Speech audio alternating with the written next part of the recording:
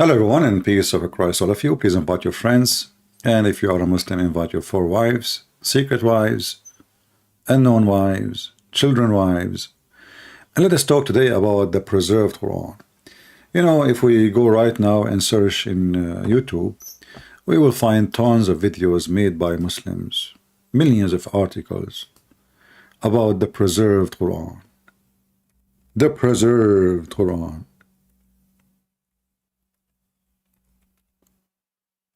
And you know, for me, I do not really care if the Quran preserved or not. What I care for, how stupid the preserved Quran is. Actually, you made my job easier when you say this is stupidity is original. You will make my job harder if you say this is stupidity is not from Allah. So the Muhammadan, they have a lot of videos, you know, if you search online, and they are responding, I don't know, to me, to who, I don't know really, proving the Quran was preserved, a response to Christian. Interesting. You know, there is a Muslim website, just in one page. Just in one page.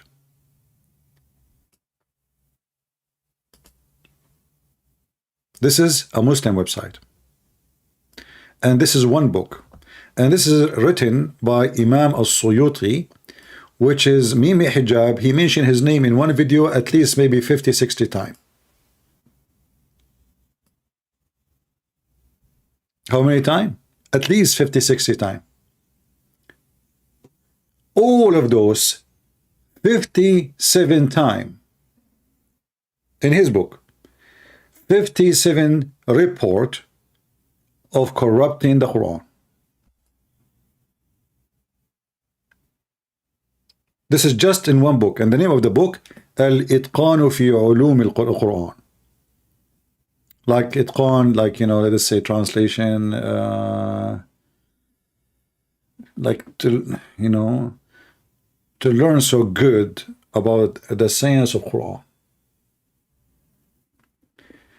If I use Google Translation,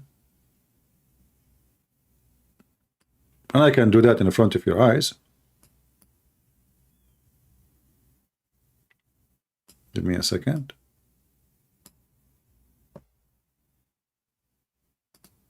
I will open another browser, Google browser, so we can use Google Translation.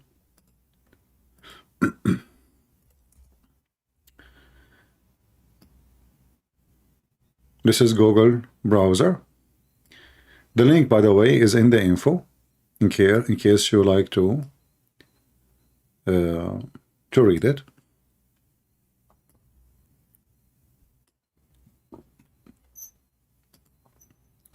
Translate into English.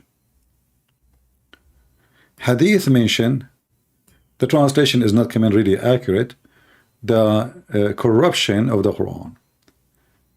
57 report. By who? By Al-Imam al-Suyuti.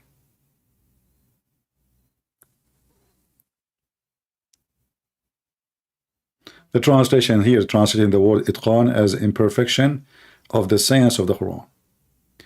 If you read from the first like one in the top, let me post the link for you first, so you can open it in your side, maybe because the text now is coming so small. You can open it in your side. Just be sure to open it in Google browser, and your phone can translate for you, or if you are using your computer, it's the same. The first thing in the top, it says, from Ibn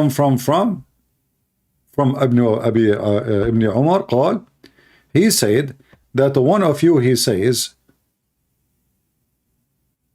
I have all the Quran. The one of you says, which means in general, says, he says, I have the entire Quran. The fact he does not know it all. A lot of the Quran is gone. Do you see it?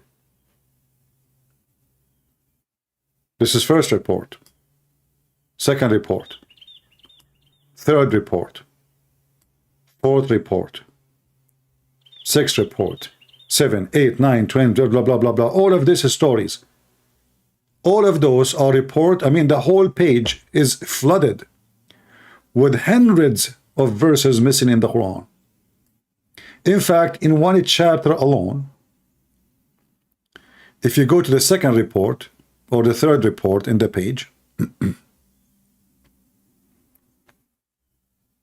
it says here, in the authority of a blah, blah, blah, blah, in the authority. As you see, all of those are people of authority in Islam. Those are not potato, tomato. This is not a guy in YouTube, his name is Mimi Hijab, and not the other girl, her name is Lili Dawa. Those are people of authority in Islam.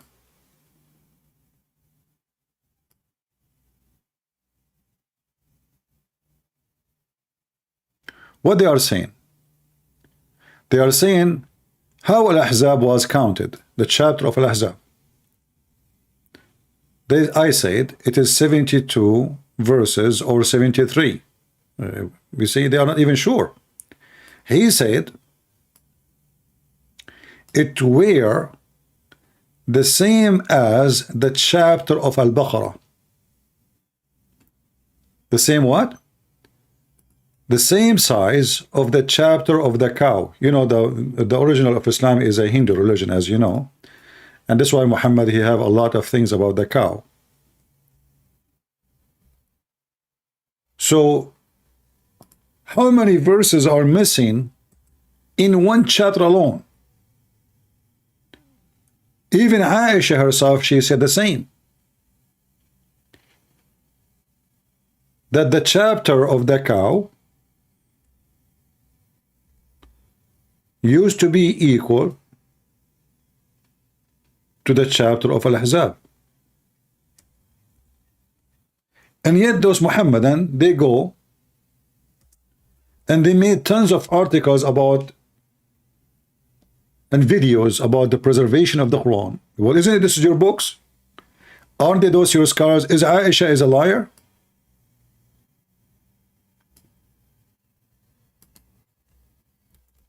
Is Aisha the wife of your prophet, Muslim Sunni? You know, the Muslim Sunni, they worship Muhammad, and anything slept with Muhammad is like holy for them, just because she opened her legs for Muhammad.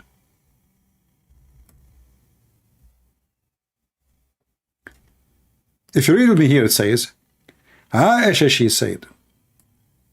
Who said that? Aisha. That the chapter of Al-Ahzab used to be equal to the chapter of the cow. So how many chapters we have right now in Al-Ahzab? We have 33, 32 according to this. He's not sure. But right now we have 286 verses in the chapter of the cow, unless you are a follower of what's his name? Khalifa. You know, then you have 285 or 284. He took some verses from some chapters. 286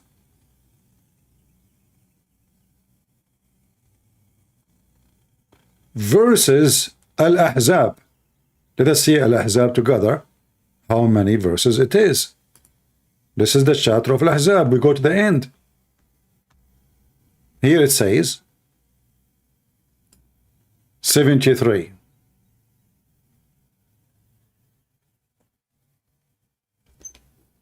How many missing in one chapter? Why Muslim they lie to Muslims? Why they are bragging about preserving Quran when this is the mother of the believer, Aisha, confirming that the chapter of Al-Ahzab used to be equal to the chapter of the cow. We have 213 verses missing in one chapter alone. Do we need even to continue with the proofs and reference?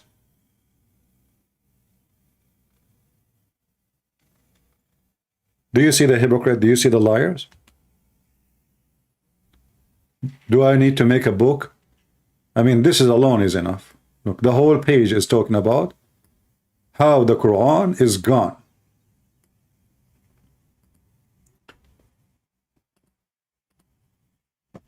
This is only in one book written by the Imam al-Suyuti, which Mimi Hijab, he keep mentioning his name to prove his points. If you remember, Mimi Hijab, he talked about the word kul. What the word kul? وَمَا عَلَيْهِ تَدُلْ. So Mimi Hijab, he keep talking about the word kul, and he quote the Imam al-Suyuti, how he explained. He wrote a book about the word kul, just one word. So this is their Imam reporting 57 story, and each story reporting massive loss of the Quran. Did you guys save the reference, the link I gave you? Anyone save the reference, the link I gave you? Did we save it? Even though it's in Arabic, it can help you a lot if you want to refute some Abduls. You add it to your favorite. Anytime they say to you something, shuffle it in their face. And this is not an atheist website. This is a Muslim website. Don't fool yourself, think that this is a website made by Christians or by non-Muslims. No, this is a very Muslim website. We have a Muslim, his name Muhsin Gulani. This guy, he posts a lot of text. He is calling me coward. Let us call him.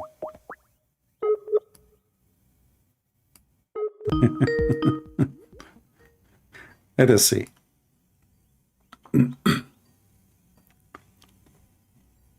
He want to talk to me, and he's claiming I'm running away from him. Maybe he's not answering. Maybe he's practicing halal boyfriend.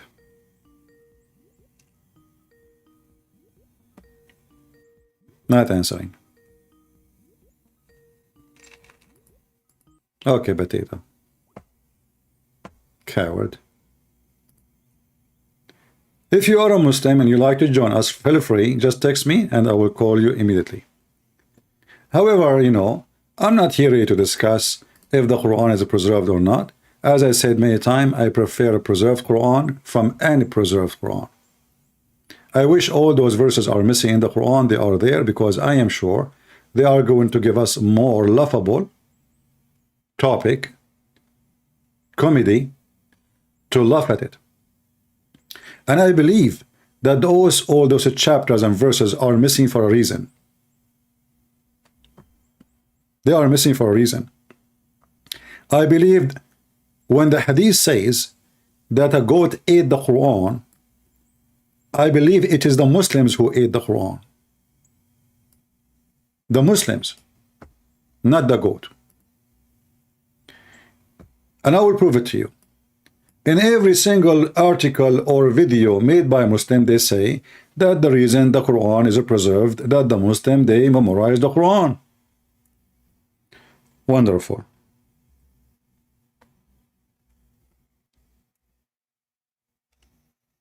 When the goat ate the Quran, did the goat eat the memory of the Muslims? And what verses are missing? Very important verses. Stoning to death for fornication of a married man, and breastfeeding for adult 10 times. Isn't it really weird that the goat, she went inside the house of Muhammad when Muhammad is dead? Nobody noticed that the goat entered the bedroom. The Quran is under his bed. The goat, she flipped the Prophet. Meh. And then she flipped him in the floor. She grabbed the Quran. She started flipping the Quran with her tongue until she reached the pages about breastfeeding.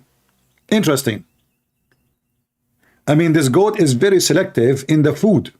She don't eat any pages. She did not eat the Quran. She ate only certain verses. Who in the world want to believe such a garbage?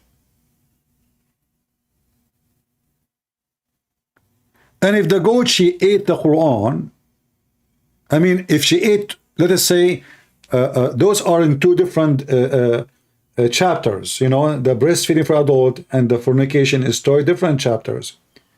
So how come she ate, I mean, she ate half of the page in one place, and then she flipped the book, and then she kept flipping, and then she found the page she is looking for, and she grabbed it and she chewed it? Who in the world want to believe such a garbage? The one who ate the Quran is you Muslims. Because even if the goat ate it, you keep saying that you memorize the Quran. Who can call me and recite for me the 10-time breastfeeding for adult verses? Who is the one who can give us the preserved verses? As you see, this is very Sahih Hadith. Even Aisha, she practiced it. Mimi Hijab don't like it. Mimi Hijab, his opinion that this is only was for a certain women. Look like Islam used to make law only for one person, certain women, and he go around and he asked Muslim women to give their breast. So he go to a Muslim sheikh, he says to him, can your wife give her tits for me? Another Muhammadan, he said to him, what kind of mannerism are these? Shame on you, Muhammad. The fact is, the Muslims in general, they are hypocrite. How come you are asking him for mannerism? You don't ask your God and your prophet who sent those verses.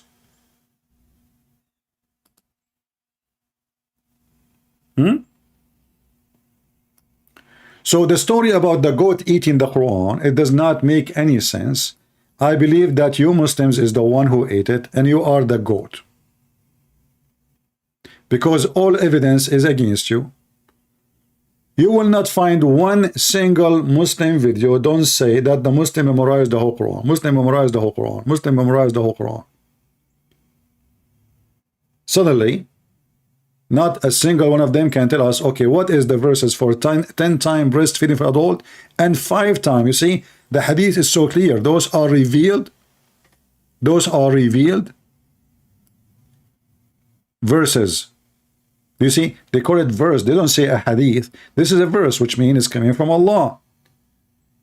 The verses of the stoning and the breastfeeding adult and adult 10-time revealed. I mean, how clear it can be made that this is about being a verse. Verses in the Quran.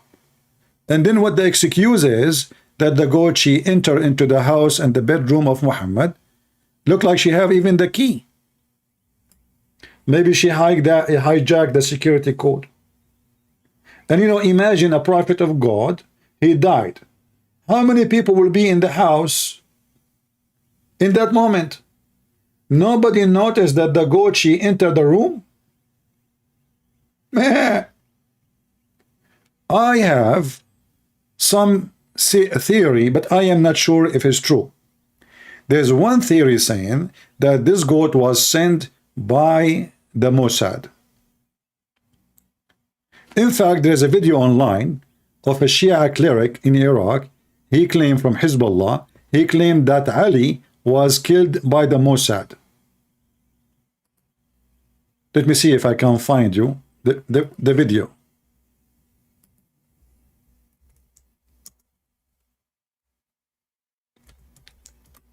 Ali was killed by the Mossad.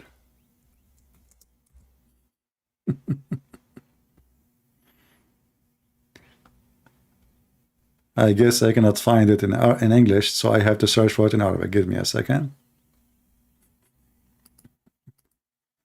I mean, you know, they speak about IQ, etc. Well, there is no IQ with this religion. The second you are part of it, you have no IQ at all.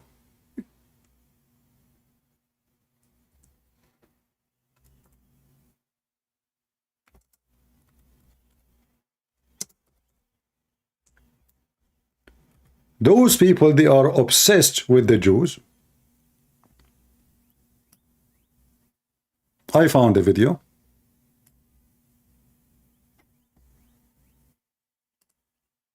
There's tons of them actually. And I will use Google translation.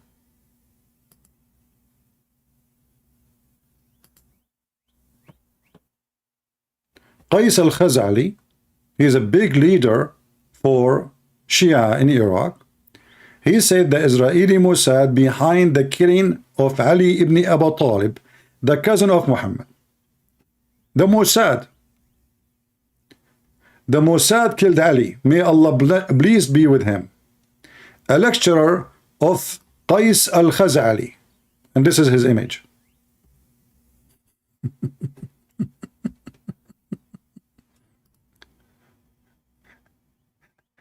I mean, yeah, we have evidence.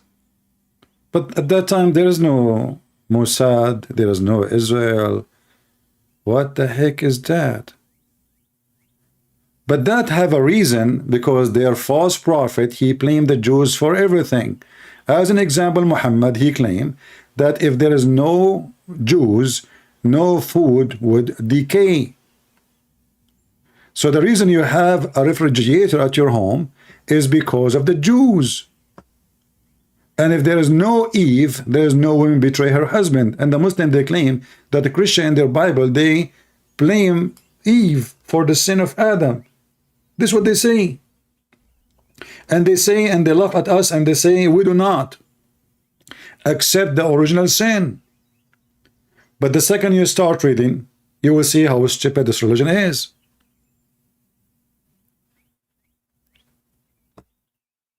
So, shall we blame the Mossad for sending a goat, eating the Quran,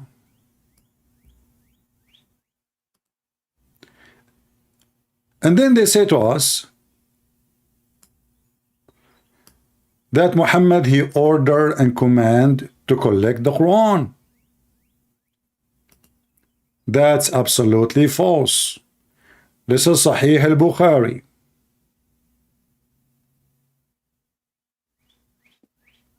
And this is the story about how and why they start collecting the Quran. Most of those people who memorize the Quran, they don't memorize the whole thing. Like they start collecting. This guy, he knew 2 verses. That guy, he knew 5 verses. And you know, you can add whatever you want. In fact, they themselves in the video they made to respond to me, they said that if somebody bring a verses of the Quran, he have to bring 2 witnesses. 2 witnesses? What if the 3 of them, they are lying? So there's only 3 people. They knew this verse. In fact, in the books of Muslims, it says that some verses, nobody even heard of them before. Here it says, when the warriors, the gang of Muhammad, they get killed in the war of Yamama, and this war, by the way, if Muhammad lose, Islam is demolished. Almost, actually, almost he lost. This is why a major casualty of Muhammad friends were slaughtered.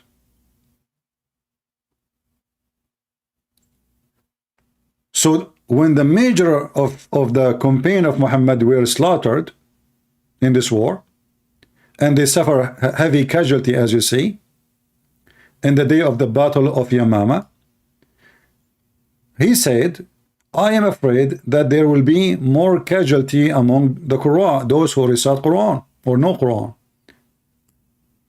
in other battlefield, whereby a large part of the Quran may be lost. And here you ask yourself, is the Quran preserved by Allah or by the act of the believers? Are you with me, guys? The one who's asking questions have nothing to do with our topic. Please, I mean, you guys, okay, why Christian Prince has several YouTube channels? Which one is official? All of them are my official. What's your business?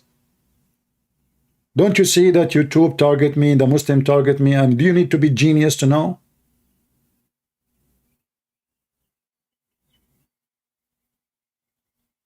Is that a problem for you? Which channel? Is that like a train station? Are you changing countries? It's a stupid YouTube.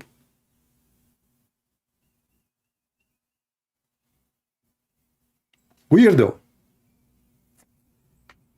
Like as if I'm asking him to drive from from a channel to a channel. Take the train from Piccadilly and then stop in Trafalgar Square and then change the train and go to light railway. What I can say?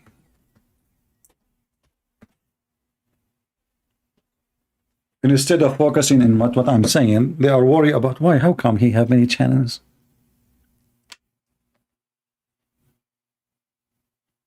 This remind me of a silly student when the teacher is teaching. He put his hand up. He want to go to the bathroom. So may lost, the Quran may lost, large part of the Quran may lost, unless you collect it. So as you see, it was an act of the Muslims. So how the Muslims even they claim that Allah is the one preserved the Quran? I mean, even what they in their book saying, it was the act of the Muslims. And not only that, Umar, Abu Bakr said, Abu Bakr, this is the caliphate. He said to Umar, how can I do something which Allah apostle has not done? If you watch their video about preservation of the Quran, you will see that the Prophet was preserving the Quran. But as you see, this is a proof that Muhammad never preserved any Quran, because he is saying, why I want to do something Muhammad himself did not do. He is the Prophet. And this is after Muhammad's death. Why I want to do that? Do you see it? Why we should collect the Quran if the Prophet of Islam, the child molester himself, he never did. So what we find out, that first, it's not Allah preserving the Quran, and the Quran never preserved, as we show you tons of reference. You know, the Quran says that inna alayna jam'uhu wa qur'anahu. It is on us to collect and to recite. And this is actually alone proof that Muhammad is a fraud, because he gave a false prophecy that the one who will collect the Quran is Allah. Chapter 57, verse number 15. But in every single video Muslim they make, they say the caliphate, he is the one who collected. But this is against the Quran. The Quran say clearly that the one who collect or should collect the Quran is Allah. And as you see, we are showing you reference. We are not making a false statement. We are not making a bubbles as the Muhammadan do. They are religion of bubbles. Too much bubbles, and there's even no gas in it.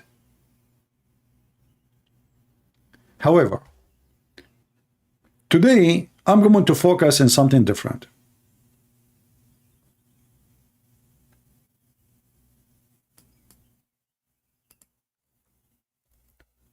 The preserved Quran, is it made by Allah? The Quran says no.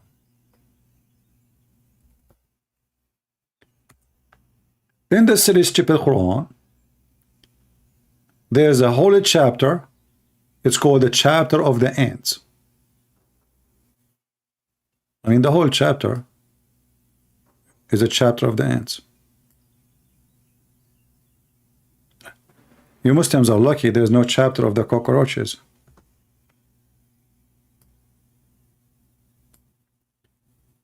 Okay, why it's called the chapter of the ants? Because this chapter, the ant is the one who is talking,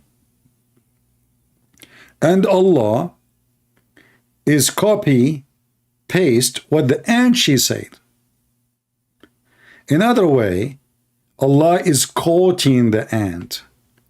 I mean, imagine I make a book, and as you know, I wrote many books, and then I quote an ant. I want to teach you wisdom. So what I do, to give you an example of wisdom, I quote what the ant said. Who is quoting the ant? Allah.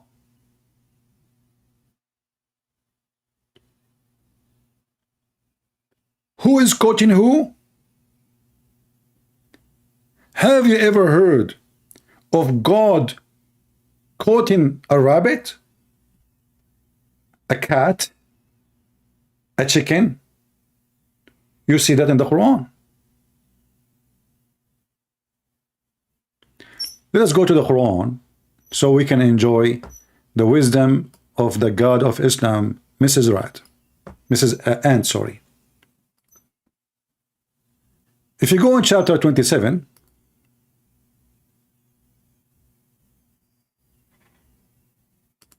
what is the name of the chapter? An-Naml. What An-Naml mean? Ants. Not ant. An-Naml is ants. The translator is an idiot. An-Naml. Okay. When you read the first verse in the chapter of the ants, it says here, Ta, Sin. Okay, Muslims, what does that mean? Those are the signs of the Quran and manifest book. What the heck is that? Who can call me and tell me what Ta, Sin mean? What the heck is that?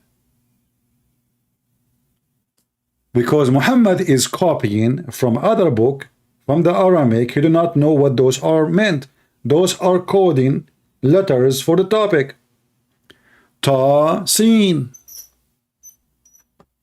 You ask any Muslim, what does that mean? They will tell you Allah knows best, as usual. And then talking about Musa's, okay. Musa sees God, speak to God. Who is in the fire? If you remember, once we asked a Muslim who is in the fire, the Muslim took him 10,000 years to answer me. Musa's used his staff. Musa's, he put his hand in the pocket. Blah blah, and okay, and then Dawood. Okay, now from Musa's we jump to Dawood, which means David, and Solomon. Okay.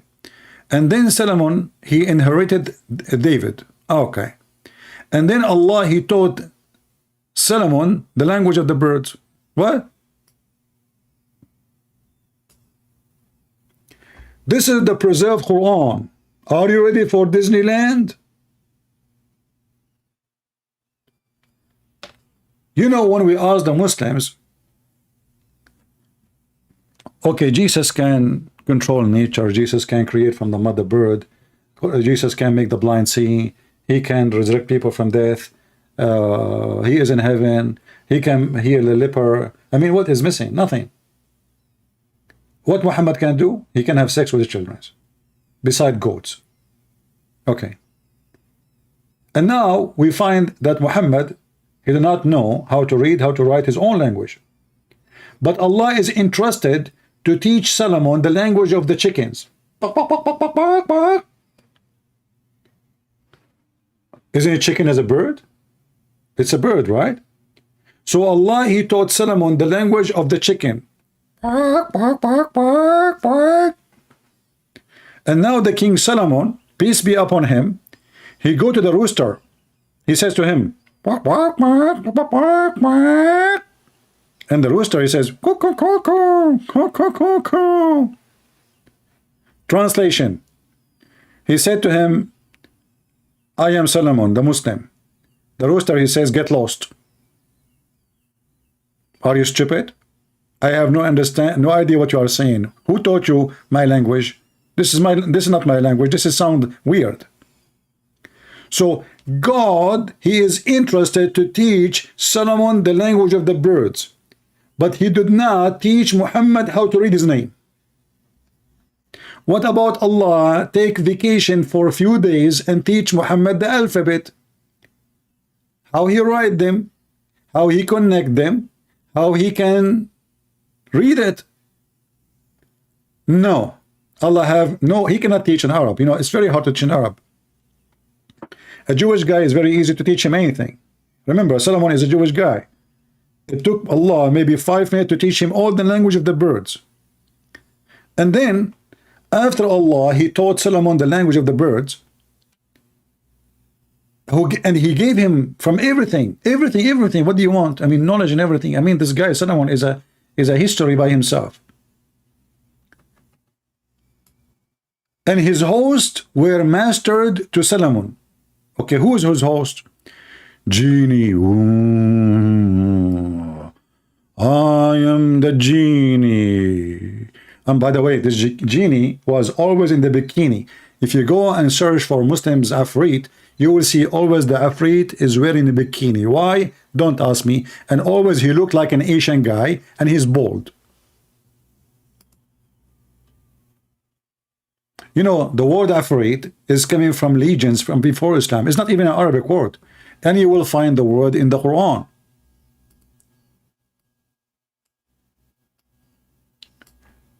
This Mr. Afrit, he is a devil. But he have a special feature. He's so fast, brother. And Ifrit,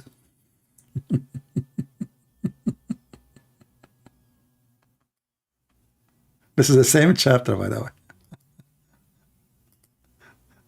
Let me see if the Muslim, they have any drawing for the Ifrit. Let us see how the Ifrit look like.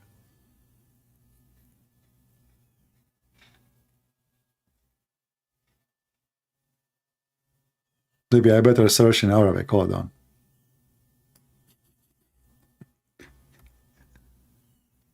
And now the Muslim, they will start saying, oh, the Quran is not preserved. This is not from Allah. You know, this is somebody put it there, okay? Yeah, and it's not Allah who did that. Allah will not say such a stupid thing. So this is the preserved Quran. Here we go. This is how the Afrit is printed and presented in the Islamic movies. This is Afrit. He's always big, bald, and he have little hair coming from the top of his head. He come to you and he say, Shubik Lubik, Afrit Bain Idik. This is the Afrit.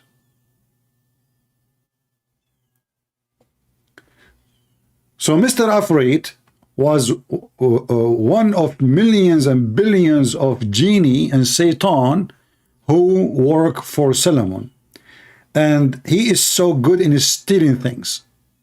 So he told Solomon, after they told her that she have a nice, huge throne covered by jewelries and gold and silver, he said to Solomon, do you want me to go and bring it to you in 2 seconds? Before even you blink your eye. Look how fast he is. How come Allah did not give Muhammad the Afrit? In fact, in the hadith, it says that many Afrit, and they are black, they were riding Muhammad all day long on his back. Going back to our story about Mrs. Ant, may Allah bless her. And this ant, as you see, is very important, because if she is not important, why Allah will quote her statement? You see, when a king, he quotes somebody, the person must be important. Now we are talking about Allah quoting the ant, right?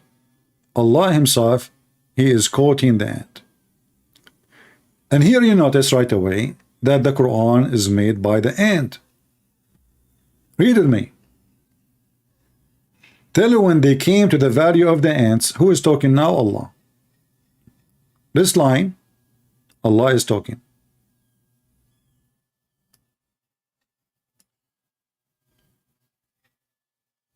An ant, she said. This is who is talking? The ant. So the preserved Quran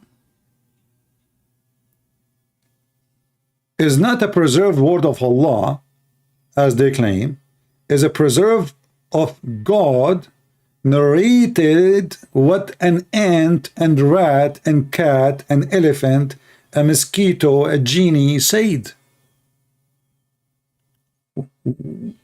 Where is God here?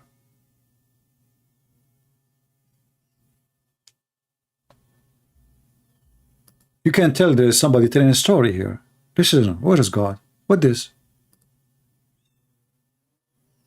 Even in the Quran it says that Solomon, he says, we've been taught. Where is Allah words?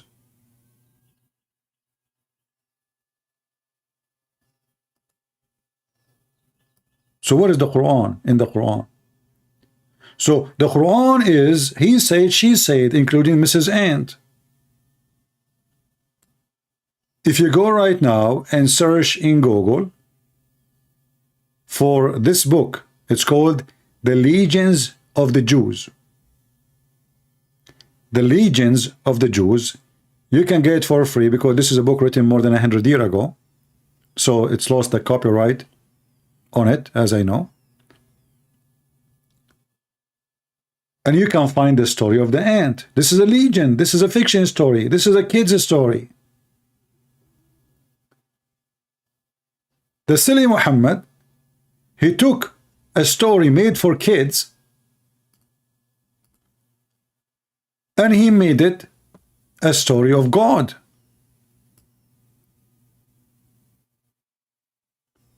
All those things about Solomon, which you see in the Quran, none of them is real. They are so stupid, so dummy, they are even a silly cartoon. What we find here, that Solomon, he have a flying carpet. Solomon, he have an army of chickens. Solomon, he have army of genies.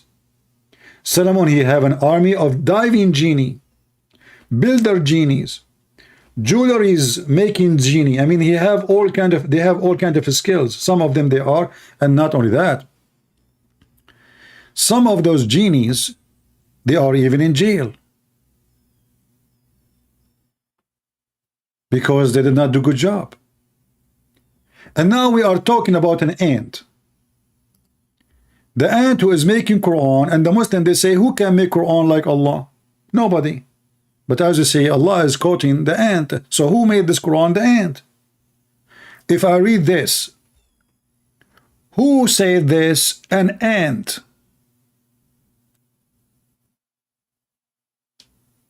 Who said this? Solomon.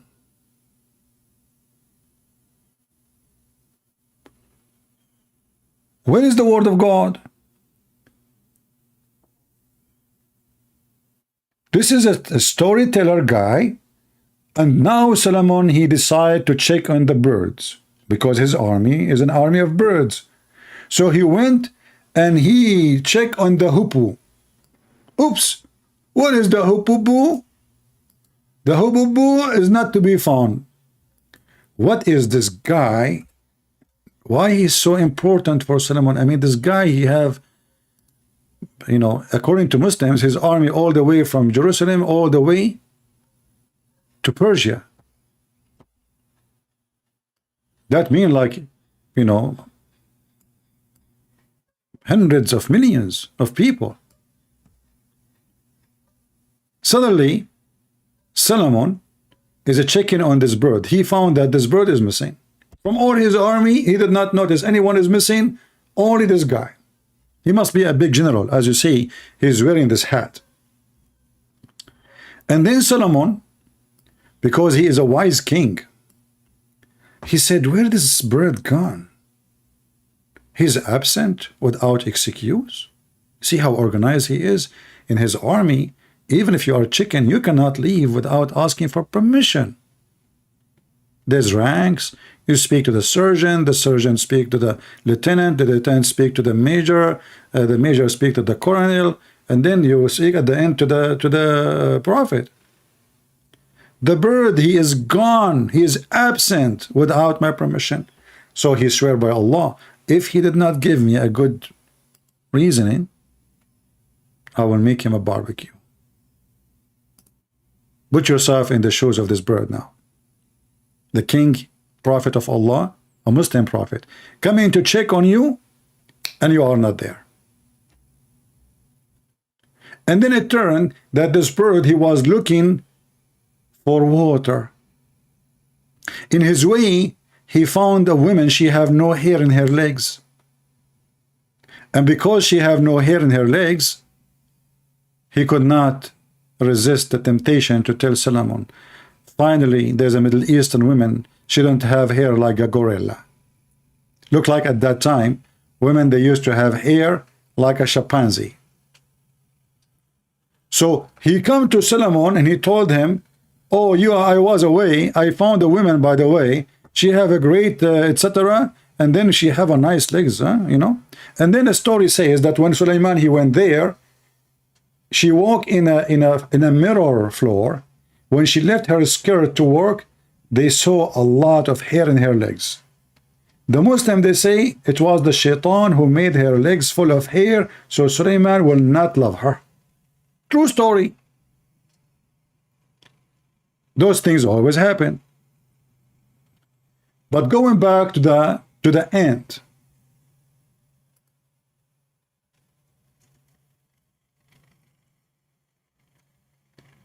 Who is a Muhammadan would like to call me?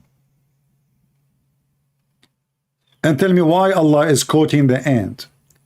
And why he is quoting what the bird said. You know, I understand you can say he is quoting what Shaitan said. Shaitan is a very important figure in religion. The ant. And then you claim that every word in the Quran made by Allah. So who's talking here? Is that made by Allah?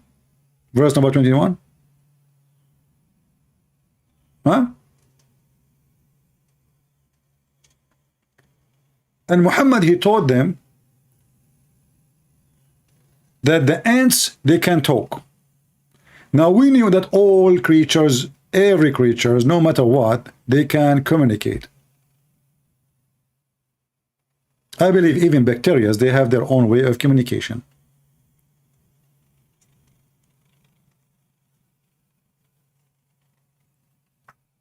But in the Quran, as you see, the ant, she said, in Arabic, when you say qala or qalat, that means you open your mouth, you have a tongue, and you spoke.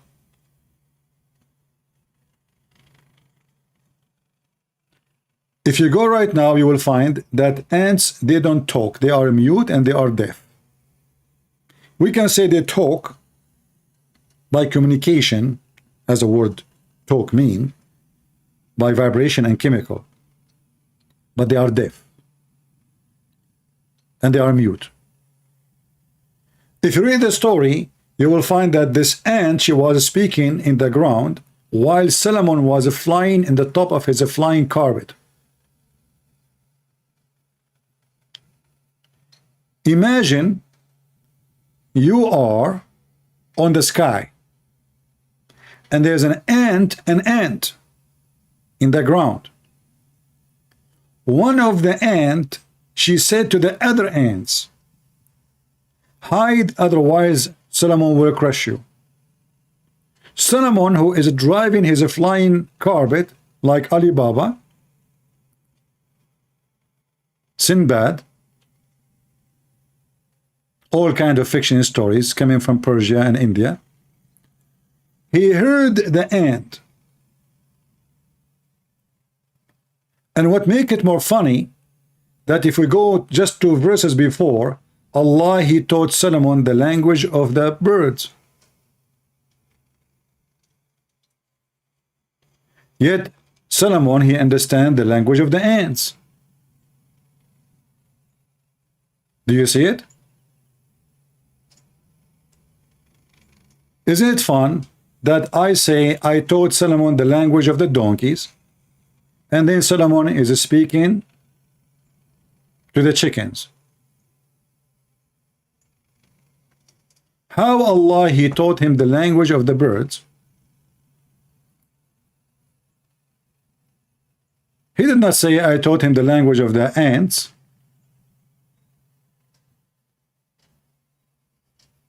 And now he heard the ant, which is mute and deaf, which making the story more silly, talking. And when Solomon, he heard her speech, she was making a speech, by the way, she's holding a microphone. Yeah, this is a speaker corner, shouting. Solomon, he smiled, laughing at its words. Do you see the word words? This is not my translation. The ant, she said words. As you see, it's Quran.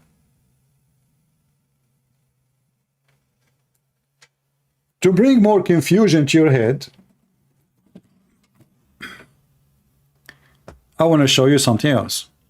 We will go back to the bird thing.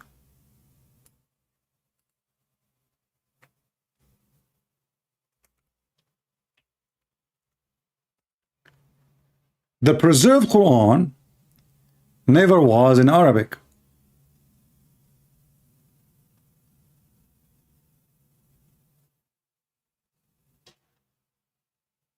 How we can prove that?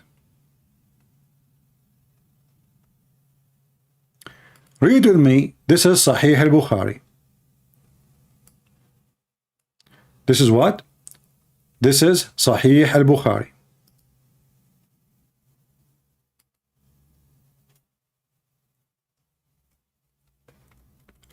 Muhammad, he received Quran in a sound of a bell. They ask him, how you receive Quran, Prophet? How the revelation come to you? He said, sometime it come to me as the following. Comes to me with the voice which resemble the sound of a ringing bell.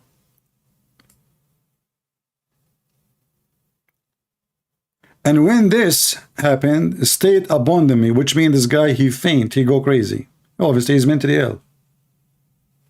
You can ask any doctor about hearing such a noise. Now, Muhammad, he received a sound of a bell. Tararan, tararan. Tararan, tararan. How the bell sound become Arabic? Are you with me? It confirmed that the Quran never was in Arabic. The Quran was given to Muhammad as a sound of a bell. Then how Muhammad was able to transform the sound of the bell into a sound of Arabic language? The answer is very easy.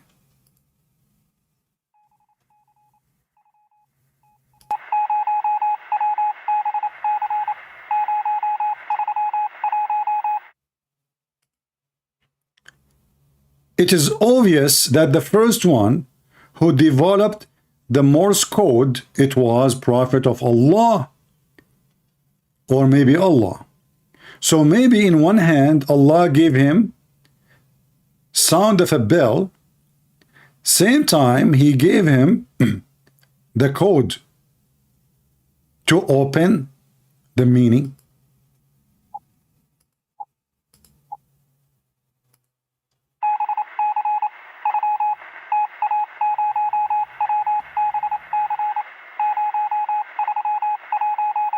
What you heard, this was a verse number 1 from the chapter of the cow. It says, based on the code, the cow, she said, she is hot and she is waiting for a male ox.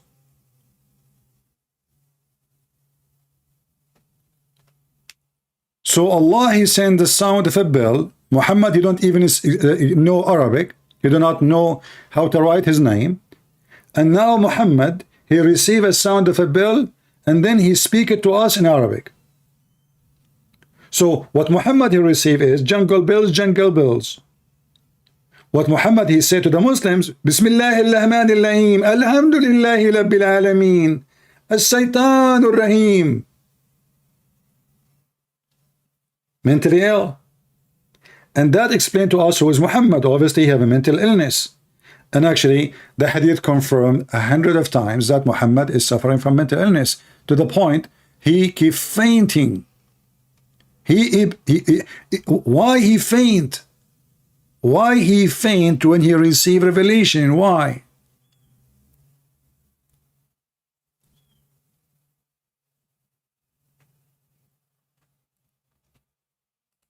You know, while Jesus was healing people from diseases, nobody can heal. Muhammad used to faint every few seconds.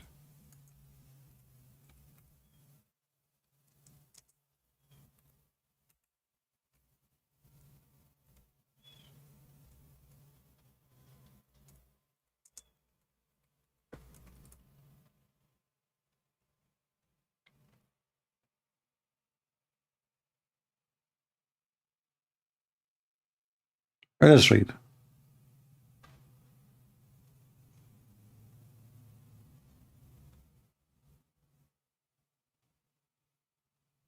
We have tons of reference, but this is an example. The Messenger of Allah fainted when he was sick. Well, he's always sick. I mean, if he is not sick, why a man at the age of 54, he would desire a girl she is 5 years old? So he's fainted, and then he woke up. He said, has the time for a prayer gone? They said, yes, yes, yes.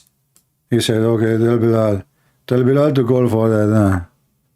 And tell Abu Bakr to lead the prayer, the people prayer. Then he fainted. His tongue is out. Then he woke up and he said, has the time for a prayer come? They said, yes. He said, okay, tell Bilal to go for the adhan and tell Abu Bakr to lead the prayer. Then he fainted. What the heck? Then he woke up and he said, has the time for a prayer come? They said, yes. He said, tell Bilal to go for adhan and Abu Bakr to lead the people for prayer. Aisha, she said, Aisha, she can't take it no more. Abu Bakr is her father. She said, listen, Abdul, potato, my father is a tender-hearted man. He's old man. He cannot stand all this time in this prayer. You keep asking him to do prayer. What if you tell somebody else to do that? Would be better. Then the Prophet fainted. I mean, she just finished her sentence. The guy, he fainted. I'm telling you, this is what happened when you get a battery is not made in USA. Then woke up. Like, what the heck? How many times he fainted, woke up already? And then he said again, he did not even hear what Aisha was. She just told him, don't tell my dad to do it. He's so old, he's tired. So he woke up, he said, to go over there, and Abu Bakr to lead the prayer. You know, what?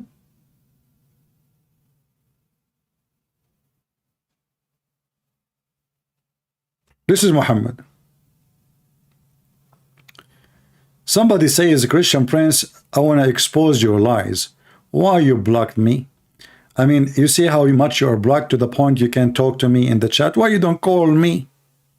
Mr. Blocked me. Are you afraid if you call me, you will faint too, like your prophet? You know, the funny is about the Muhammadan, I show on the screen everything I'm reading. And then they say to me, I want to expose your lies. Christian friends, I want to expose your lies. Why you block me? So how you are blocked but you can't text? And how I am lying and I'm showing you the hate in front of you on the screen? I will tell you what the reason you are saying that. You drank too much camel urine and you mixed it with camel poo-poo. And you took a shower after that with bi'r bida, which have stinky garbage and women blood from period and dead dogs. And that all cause you symptom of a disease called hukubuku haram. So why you don't call me Mr. Blocked me?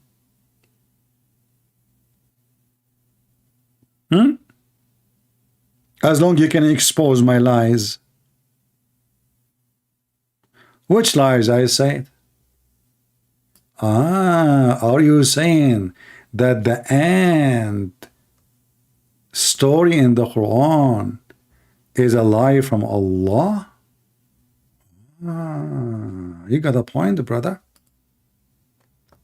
In fact, you will not understand what I'm saying to you unless I speak to you like Zakir Naik. But the Mr. Block me. He said that Christian Prince is lying to him. And this is true. Because the Christian Prince is not lying. Why he is not blocking him? Zakir Naik, he's not blocked. He can text, as you say. You know. And what about you? Are you blocked too? Call me or give me your Skype. I will call you. Good and friends. First of all, I don't use Skype. The Qur'an yoga. So how you call me, man? How you speak to me? First of all, good and friends, I did not call you on your line, and you are intimidating my voice. I'm what? You are intimidating my voice. Are you saying that you are not the one who's talking? Good and friends, you are suffering from problem, and you are in voices, and you think this is me talking to you. Do you think what happened to me now is the same what happened to Prophet Muhammad? I hear voices. Good and friends, first of all, Prophet Muhammad, when he hear voices, that's because he did too much pressure on him. Is what? Too much pressure on him. Pressure? Exactly. But where is the pressure coming from? Because the Prophet Muhammad is the Prophet. And when you are a Prophet, a lot of pressure will happen with you. Can you explain and elaborate? As an example, Prophet Muhammad has 13 wives. Okay. That means he has 13 mother-in-law. Okay. And you can imagine the tremendous pressure can happen to you if you have 13 mother-in-law. You got the point there, Zakir Naik. Exactly. So the Prophet have a special sense to him because he has 13 mother-in-law, so he have a lot of pressure on him. And therefore, he have a special situation. So the Prophet, he have 13 mother-in-law, and therefore he have a special situation, correct? Good then, friends, I did not say special situation, I said a situation. What the difference? Okay, I will tell you the difference. In English, when you say situation, that means you have to pay to listen to the Prophet. What? As an example, in the Quran it says, if you want to see the Prophet, you have to pay him to listen. Hold on. In the Quran it says, if I want to speak to the Prophet, I have to pay him tuition. Listen, friends. First of all, we are using the English dictionary today. But in the old days, there is no such a dictionary. Okay. In the old days it says, pay him charity. Pay him what? Charity. Charity. Okay. So if I want to meet the Prophet in private, I have to pay the Prophet charity. Why? Because, first of all, the Prophet is, like he lost his job. He what? He lost his job?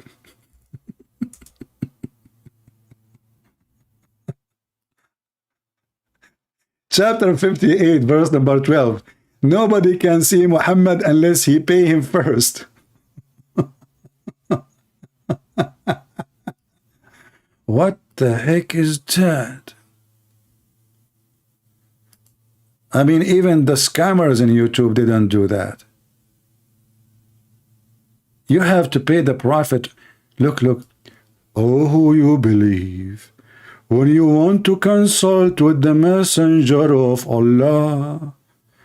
Give him some coins, some money, bonbons. Spend something in the charity. No money, no honey. And the Prophet, the second you pay, he will obey. Knock, knock. Do you have money? Sir, I'm poor. Get lost. Knock, knock. Do you have money? Do you accept credit card? Absolutely. My name is Ali Da'wa and you are welcome. And now I'm going to give you a fatwa for secret wife. Is that really your voice? Excuse me. Allah created me with such a voice. I speak like a transgender. You're what? Zender. Oh, okay. All right. Well, it makes sense now. Okay. So where is the Muslims who wanna call me and get me busted? As you see, all the Quran, either the ant is talking, either I mean, you have a zoo, man. I mean, you have a chapter of the elephant, chapter of the ant, chapter of the cow, chapter. I mean, what?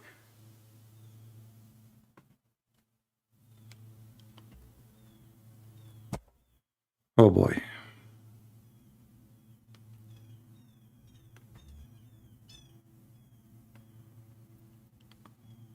If there is any Muhammadan would like to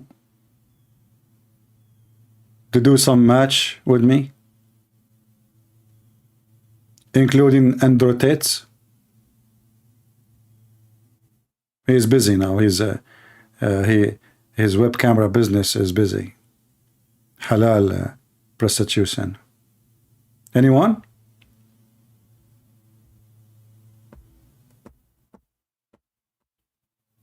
Okay, any half one. So they claim they can refute me. How the Muslim they refute Christian Prince, by the way? The second I show them any reference, the Muslim they will answer you this. Look what they will say. Okay, 3P. This hadith reported by tomato. Tomato, she said to potato. Potato, he says to potato. Potato says to Susu. Susu says to Dudu. Dudu says to Mimi. Mimi is very well known to be a liar. Therefore, this hadith is rejected. We solved the problem. That's it. And now a Christian Prince is a liar. But in their website, it doesn't say that. And you know, if those people are liars, why even you mention them? Why you mention what they say? Are you mentally ill? If it's proven that all those people are fraud, why you say, he said, she said, etc., blah, blah, blah, blah, blah, the prophet said, if none of them said that anyway?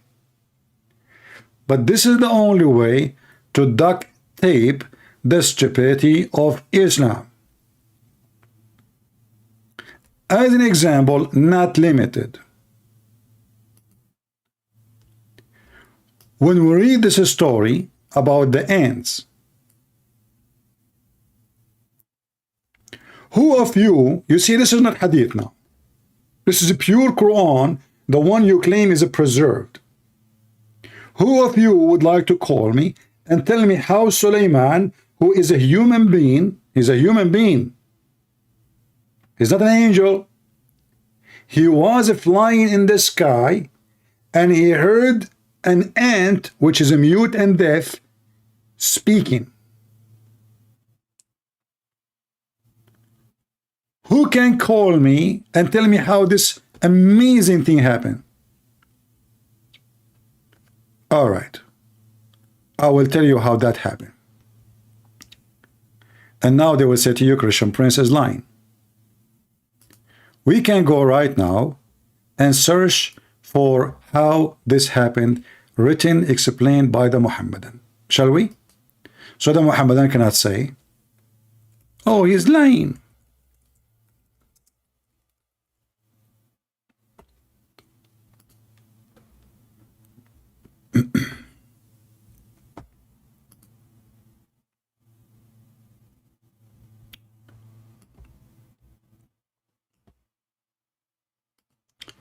Alislam.org, very much Islamic. Okay, as you see. Here you will see the account of Sulaiman. In Arabic they call him Sulaiman. What happened exactly with Sulaiman? A lot of amazing details. Allah taught him the language of the birds. They are quoting for us now Qur'an, as you see here, all the way to the end. But here we have more details, and those all are authentic because Muhammad never lied, and Muslims are very truthful people. And they do business with them. Sheikh al-Tabrasi, he says, has narrated that Shaitan had made for Sulaiman a one-pressing long platform of gold and silk.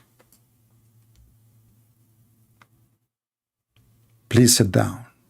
The story is long, and we are going to fly with the boing, boing, boing. Who is the one who made the platform? Shaitan. The platform is made from what? Gold and silk. And also, it made a pulpit in the middle of the platform, full of gold, in which he used to sit and around him. I mean, this idiot, he sat on gold. What about giving me some so I can buy a new car? You sit on it, you idiot. Is that fair? A lot of gold. And there were 3,000 chairs. Don't you think the number of the chairs is so small? Only 3,000? In the top of the flying carpet. Okay. Of gold, even the chairs are made of gold. I mean, this is really messed up. I wish I was in his time. When I'm leaving, I say, sir, can I take my chair with me? And silver. What? Now I'm unhappy. Why not all of them, they are gold? They don't even match together. Chairs of silver, chairs of gold. Yuck. In these days, the prophet used to sit in a golden chair. Oh, in these days. Aha. In these days. Now we understand that in those days is different. The ulama, which mean the scholars, they sit on silver chairs. Okay. So how many prophet there was there? As long the silver chairs are for the scholars. That means the rest are all in their prophets. Around them, all humans and shaitans, Satan, and the genie, they stood. Man, we are standing up. They are sitting and we are standing. And birds, even the birds. What the birds are doing? The birds, they shed them. Okay, are you sure it says shed them or shit on them? I mean, are you saying shedded? Is that correct in English? The birds, they shedded them with their wings. Look at the true story, which is proving Allah to be God and Muhammad to be prophet. Solomon is sitting on flying carpet. 3,000 chairs made of gold and silver around him. And he is sitting in the top of gold and a lot of gold. And now the birds are flying in the top of the flying carpet, and it is shitted them with their wings. I'm afraid with something else. The breeze, Saba, carried it according to the capacity in the sky, 1 month from the morning to evening. So this flying carpet can fly by 1 morning to night, a distance of 1 month journey. I mean, you can tell how slow this flying carpet. I will tell you why. Because 1 month journey in what speed? In the speed of the camel. This is nothing. But anyway, let it go. And for another month, every morning. In other tradition, it's narrated that Imam Muhammad al-Baqir, that Allah gave him the kingdom, Allah gave the kingdom to Sulaiman from the east to the west. He ruled 700 years. Only? I heard it is 699 and 9 months. What is the proof that there are 700, not 600 years and 99 years and 9 months and 9 days and 9 hours? Solomon, brother, he ruled for 700 years and 7 months. Are you sure the 7 days is not missing and 7 minutes and 7 seconds? Every man and jinn and shaitan and the devil and the birds and the wild animal were subservient to his command. I would love to be Suleiman at that time. Hey, rabbit, bring me some carrot. Oh, okay, sir. You want long carrot? Small carrot? What kind of carrot? You stupid, give me any carrot. Don't argue. And you. Give me some milk. The guy, he have command all over the animals. All of them, even pigs.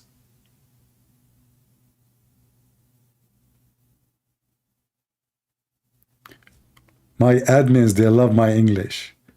I feel sorry for them. They live in England. They don't speak good English. You know, those people, they, you know, people who live in England, like, hey, mate, how you doing, mate? Like, what the heck? Like, do you have what and the what? Like, what the heck? Yeah, what do I do? And that is supposedly their English. Listen, here the English. Here is the. Okay, I will tell you now a different story. I will change the topic. My cousin Shakespeare, who they call him there Shakespeare, trying to change his identity. My cousin Shakespeare, he is the one who wrote the book. It's called Shakira Bakira.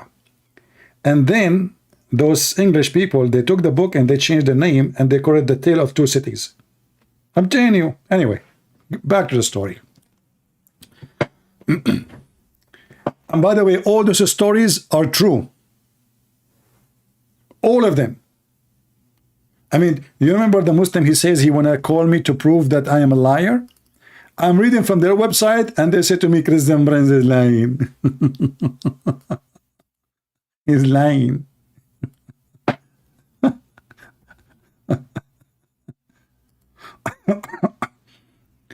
You know, when I started my broadcast, honestly, I felt so sleepy. I said to myself, I hope I will not sleep when I'm talking. Oh boy. But now I feel better after, like, I get excited with the flying carpet and those stuff. And then Allah, He gave him knowledge. You see, flying carpet doesn't come by itself like this. You have to give knowledge, manual, exactly. So Allah gave him the knowledge of the each and everything. Really. He knew about solar, don't he? Okay. In his time, see, they fix it in his time. Amazing and wonderful miracles occurred that were it shed, I don't know what this word is saying, forgive me please, is in the memory of the people. Okay.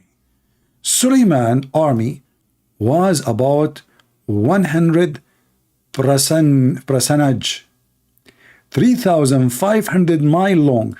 So small, man. 3,500 mile long? What?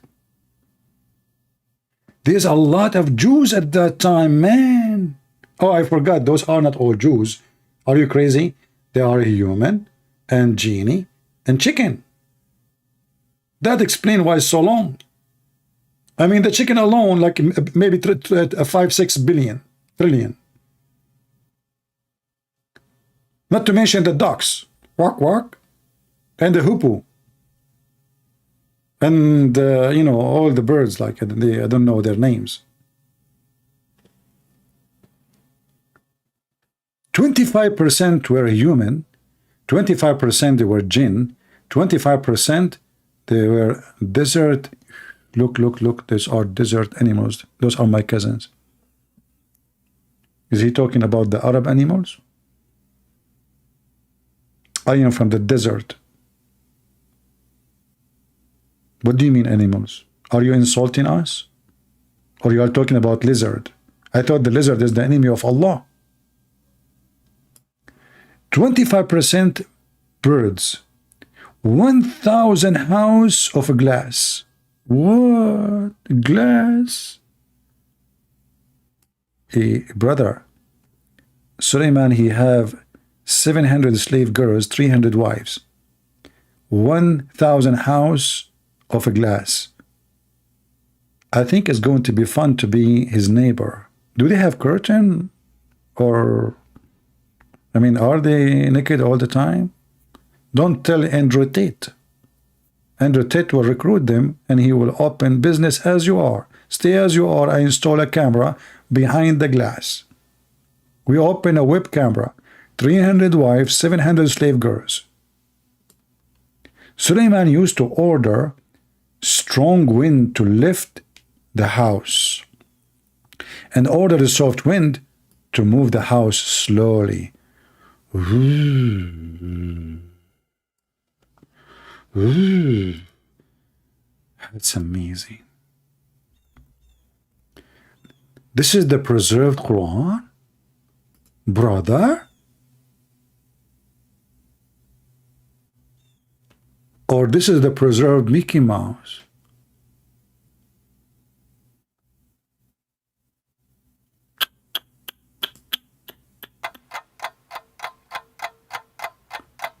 60 minutes with Allah. Therefore Allah revealed to him when he was between the heaven and the earth, I have increased your kingship in such a way that everybody speak any part of your kingdom. The wind will make his conversation reach toward you.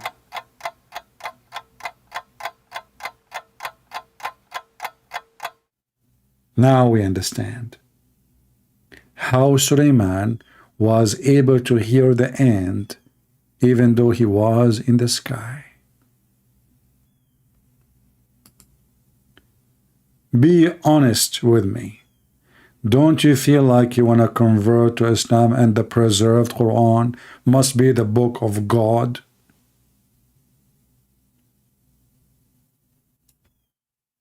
It did not even take me 60 seconds to convert all of you. Anyone say anything in the world, the wind will carry the sound to Sulaiman. Just think about it. You are now Sulaiman.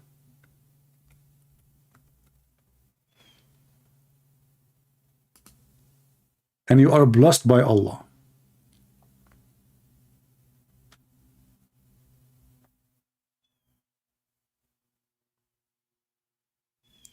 And then any sound will be made.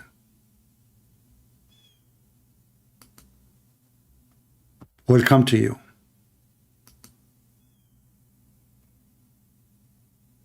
Any sound.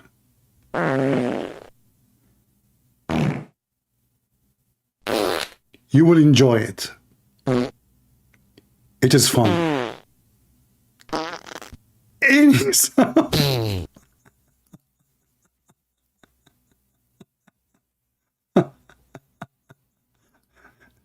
Are you sure?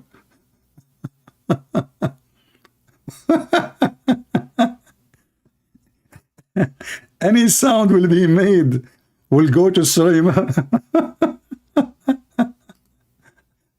Hey Muhammad, don't you think you are a little bit exaggerating? No? Oh my. Are you serious? No way. Any sound.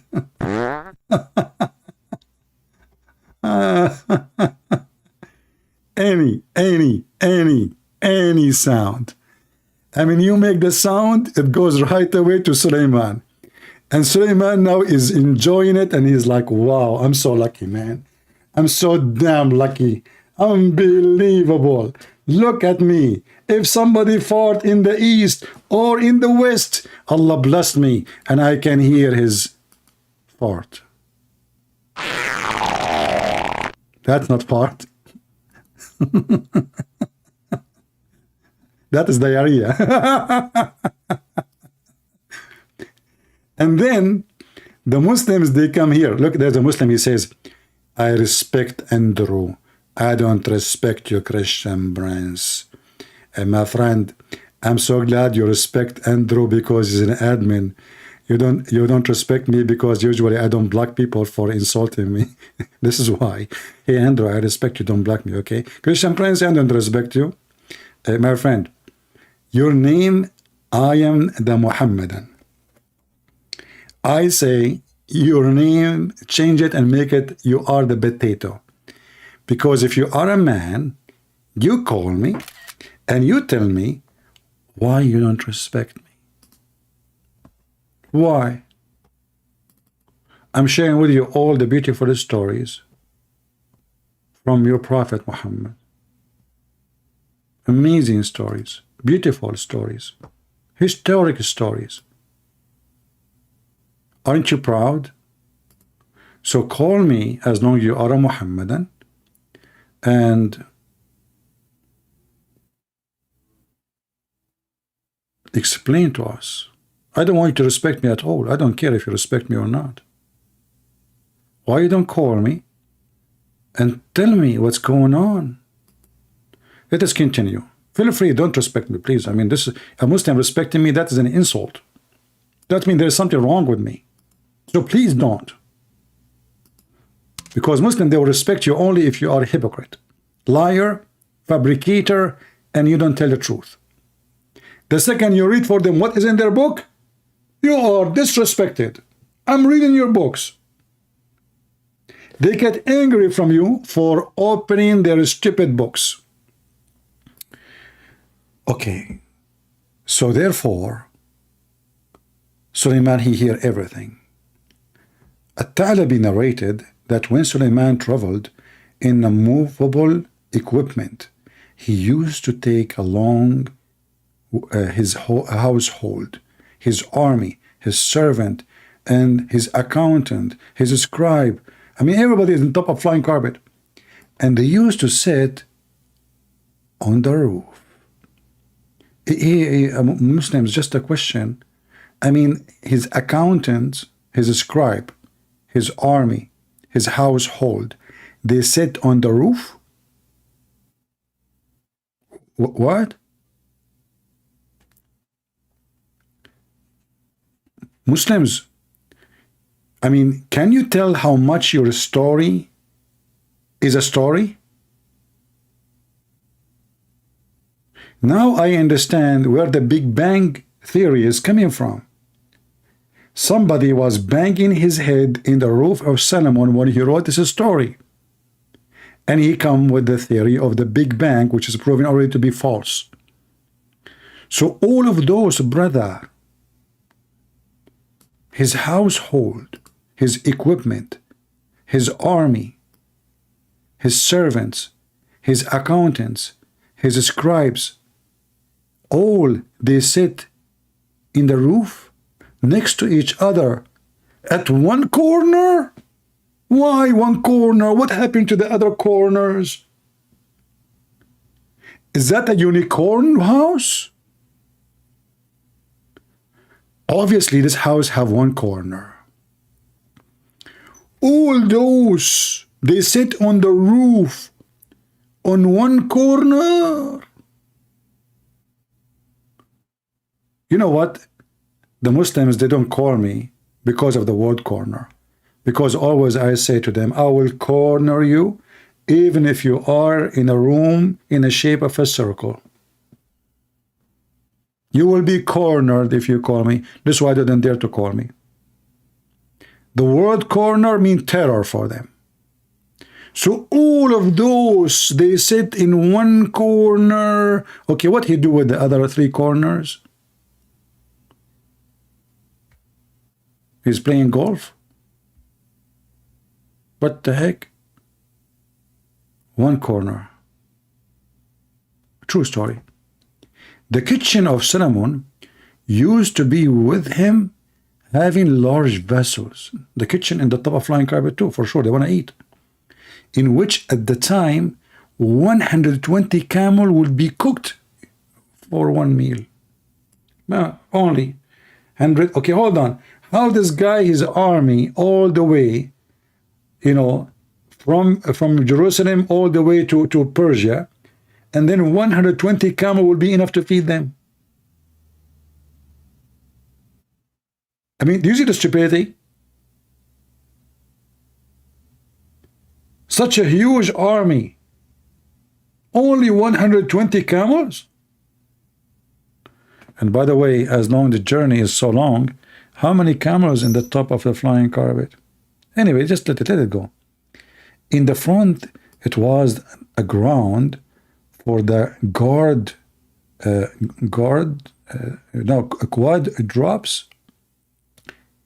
drops. I don't know what that. I'm not sure if I'm saying the word correctly. You can correct me if you wish, but may Allah curse you if you correct me, okay? Where they used to graze. Chief were busy in the cooking and the artisan busy in their craft. Everybody doing his job. The guy is doing paint, is painting. The one is fixing the glass. This one is fixing the lock. This one is fixing the fuse for the electricity. This one is installing solar system. The other one is cooking the camel. And there's artists, they are doing craft too. And the horses were tied in the front of him.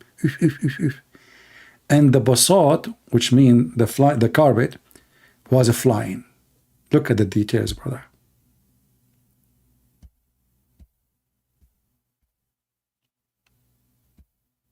Can you see the details? A Christian is busy.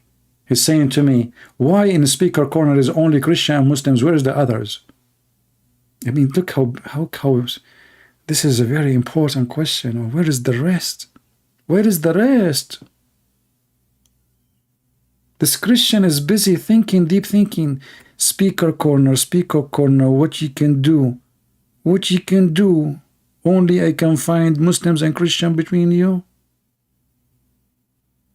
Just write a book about it. Study history maybe. Philosophy. Discuss with Aflaton and Aristo. Maybe we can find the solution.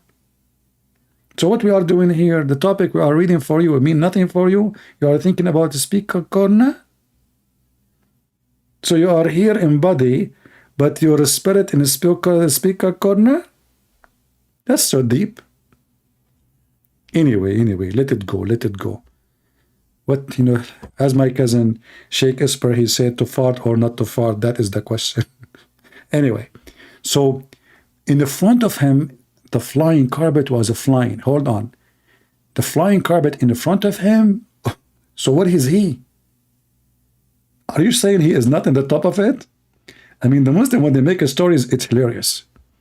Anyway, maybe the one who wrote it, he was thinking about the flying about the speaker corner.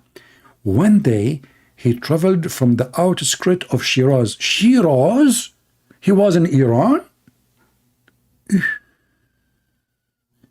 He's a Persian.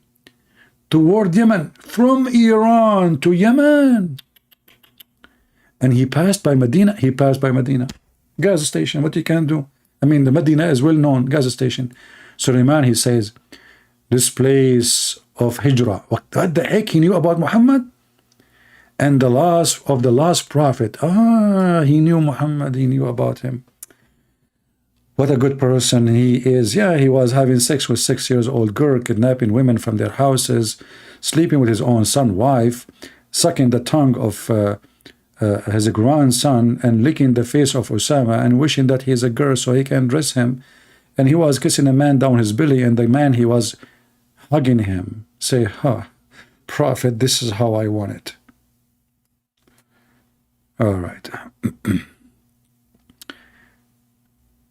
Christian Prince, I demand you, tell us where the carpet now, and you must using it selfishly and secretly. No, this is a false accusation.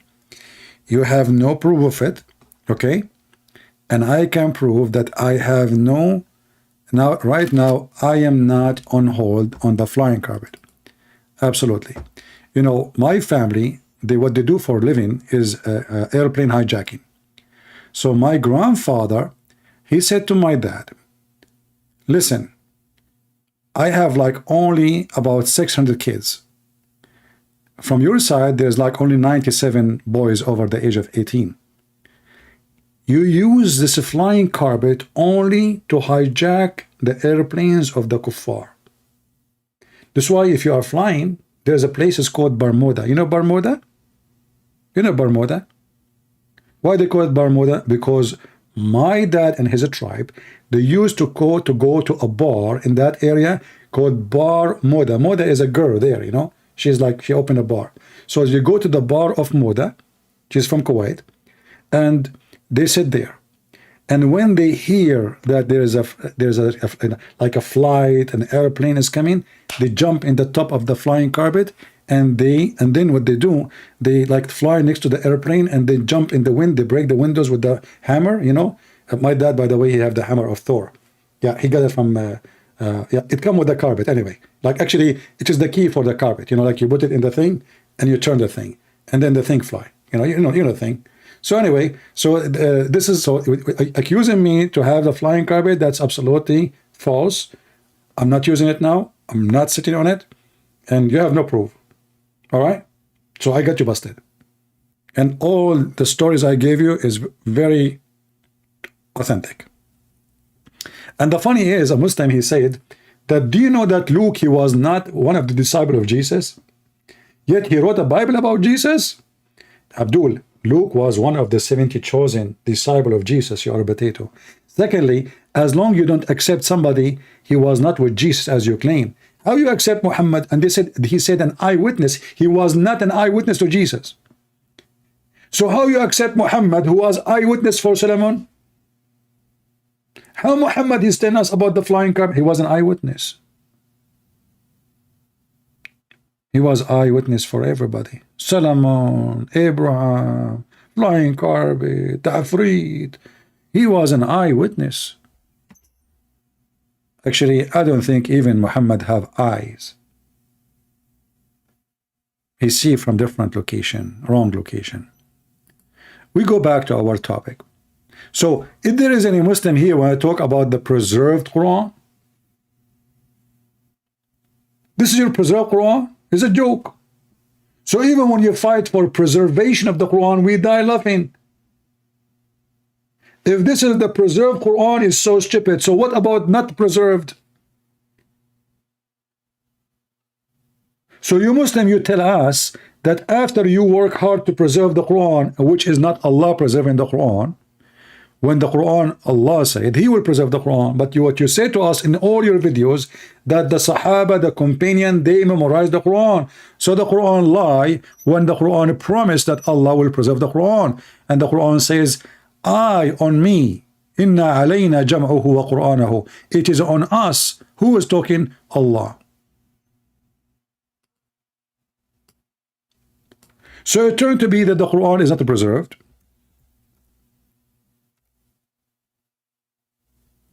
It turned to be the Quran is not even made by Allah. The author of the Quran is quoting the ant, the donkey, the fly, the bird, quoting the genie, quoting everybody. He's not even talking in the Quran. You see, when the Christians, they speak about the Bible, we don't say that every word in the Bible God is talking. No, we don't. When God is talking, God is talking. When David is talking, David is talking. The Quran, according to Muslim, every word is the word of Allah. And then when you start studying it, you will find that the Quran is messed up and there's nothing there is true. And when we speak about the preserved Quran, we have a very famous scholar who used to be called by the Muslims their master. The Muslim, they ask him a question and they insist that he should answer it. And then disaster happened. Knowledge knows, who studies Ulum al-Quran, that the most difficult topics are ahruf and qira'at, and the concept of ahruf and the reality of ahruf, and the relationship of the Uthmanic Mus'haf with the ahruf, and the preservation of the ahruf. Is it 1, is it 3, is it 7, and the relationship of the qira'at to the ahruf. This is a topic that when you're the beginning student of knowledge, you're like, what is all of this going on here? When you go a little bit more, you learn to simply memorize what your teachers say and regurgitate it out, and you don't fully comprehend. When you do a deep dive is when things get very, very awkward and difficult. And this is when you do a deep dive, things get what? Awkward. Muhammadan, did you hear it? When you do a deep dive, things get what? Not a clear, not a truthful, awkward. Awkward. So why you lie when you speak about the preservation of the stupid Quran? The second you take a deep dive, you notice that something fishy. Something is awkward from your own mouth. Is when things get very, very awkward and difficult. And this isn't new. This is from the time of the Sahaba. This is from the time of Muhammad companions. Things is awkward. Quran is not preserved. This is not new. Even one of the companion of Muhammad, very serious person, very important figure, he was almost going to leave Islam because of this. This is not a joke, brothers and sisters.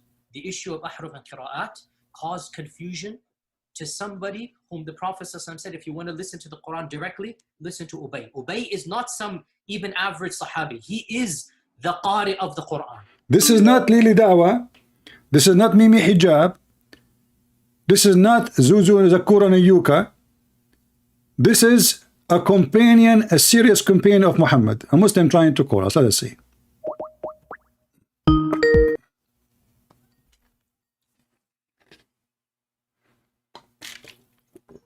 Yes, hello, my friend. Are you a Muslim? Nobody can hear you, by the way, only me. He's making the sound of a donkey. This is Fakira. He's making the sound of a donkey. Nobody heard you, only me. Anyway, this is why we mute in the beginning, to be sure that's not a kid. All right. And he goes, فَدَخَلْ فِي نَفْسِي شَكْ. What is all of this? He is what? He is the master. This guy is a master of the Quran. A suspicion entered his heart when he learned about the Quran. The Quran is just a stupid book. Is the Qari of the Quran. He is the master. He is who he is. And he goes, فَدَخَلْ فِي نَفْسِي شَكْ.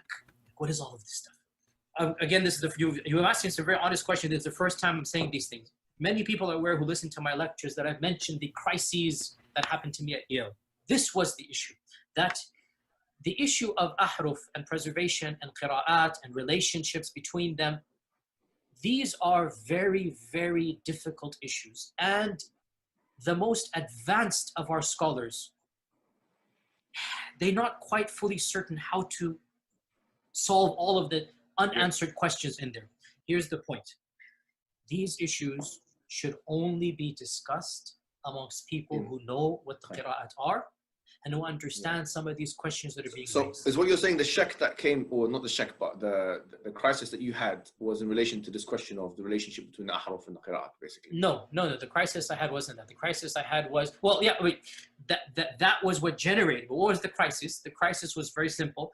Traditional understandings of ahruf and qira'at cannot answer some of these pressing questions that are now being poked by our people outside of, by our... Imagine Muhammad Hijab, Mimi, asking the guy, so you have a doubt about Islam because of this? This is his sheikh. The sheikh, he have a doubt about Islam. And he was invited, supposedly, to defend the Quran. And the stupid Mimi Hijab, he insists, he wants an answer now. And this guy was saying to him, brother, this is something we should discuss in a private. The Christians, even the Muslims, will be upset if we talk about it in truth.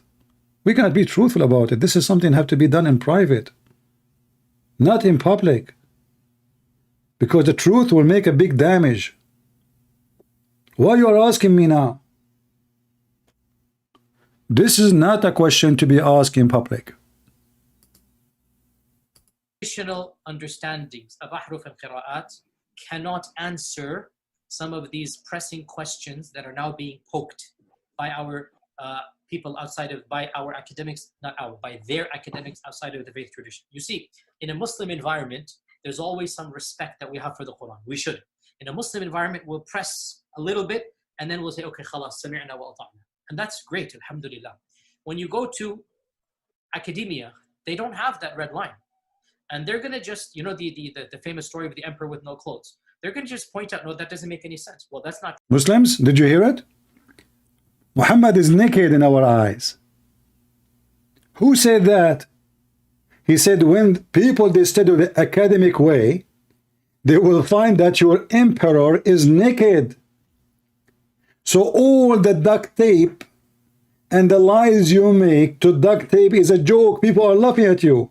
Those is something you can fool those you know, maybe some blonde American who have no idea what Islam is about. You fool people maybe in Europe who do never study. But things are changing, my friend. The internet is destroying you.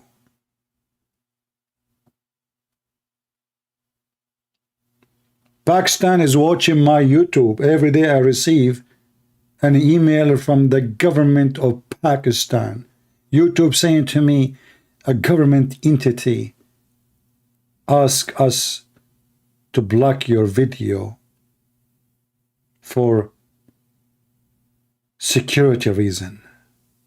Security reason. Cowards.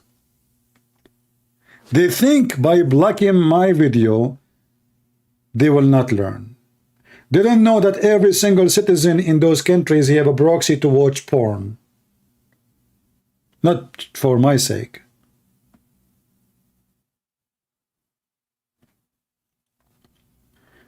According to Google, #1 country in the world search for sex with donkey is Pakistan.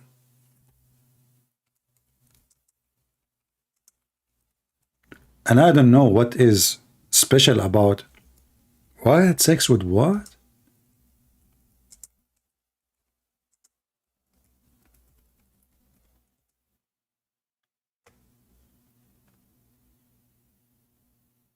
Oh boy.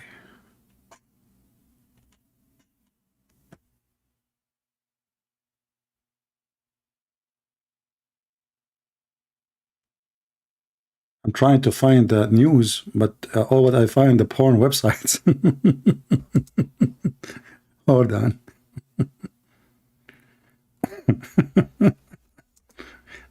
It's not good to search for those things. Yeah, here we go.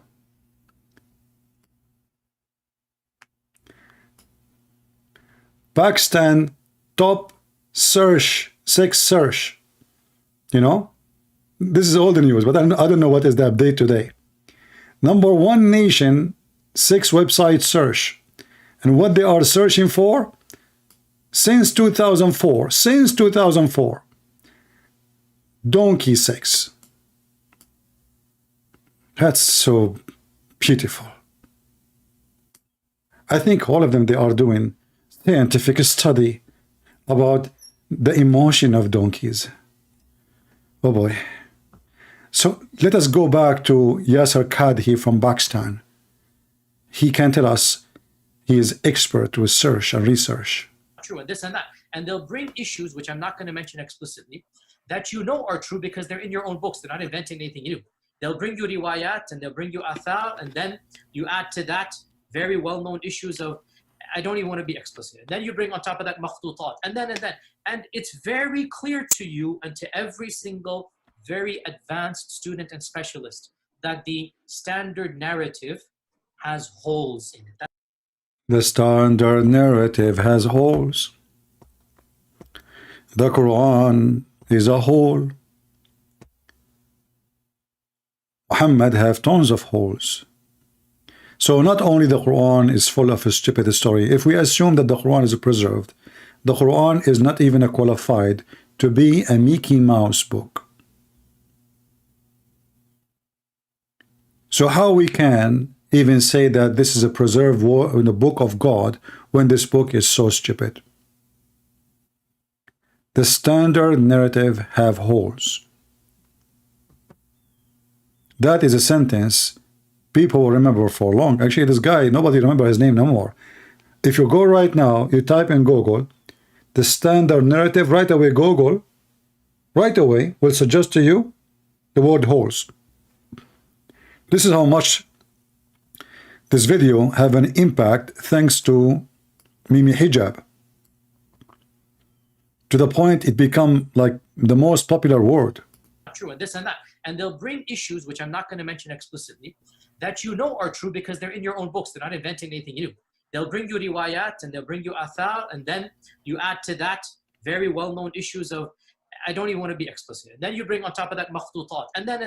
And it's very clear to you and to every single very advanced student and specialist that the standard narrative has holes in it. That's what I'm going to say. The standard narrative does not answer some very pressing questions. These are now well known within the Western Academy, that they're bringing forth issues. Their level of now knowledge is leaps and bounds above what it used to be, 100 years ago. What is happening in the last few years is not me anymore. It's the Western academics. These problems are now becoming mainstream. And by and large, our ulama in the Eastern world are not aware. How the Muslim scholar respond to this? Listen carefully. How the Muslim scholar responds to a serious academic study. Listen carefully what they do.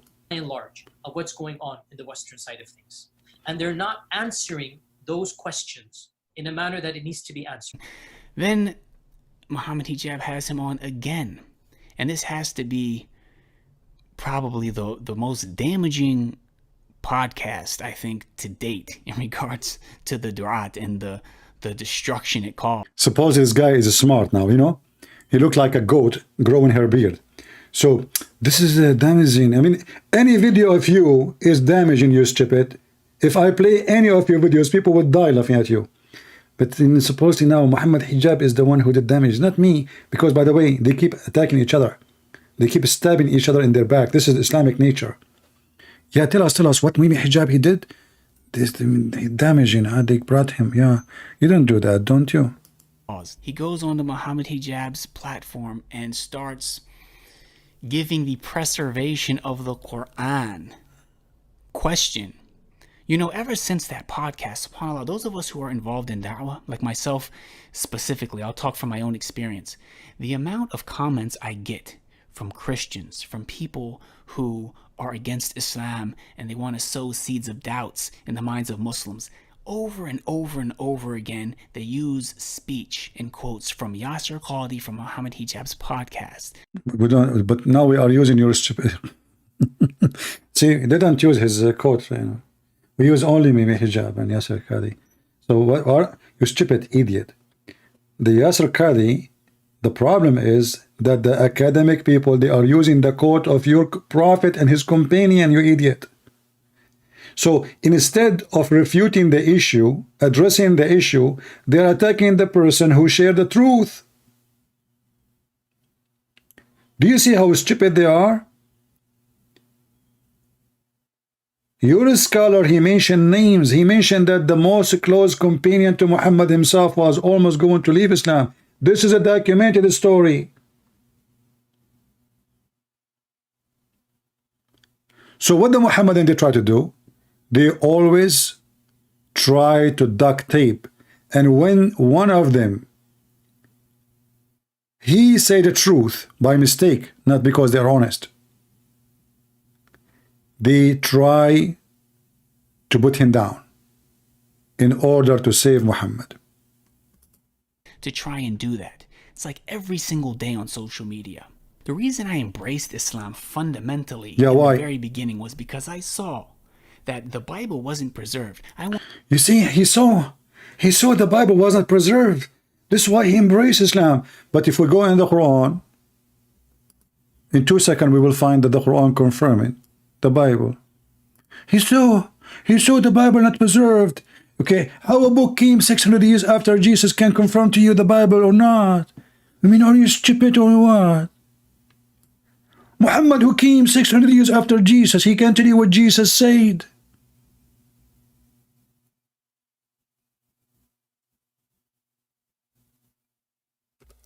Isn't it, this is your stupid Quran saying, confirming what is with them?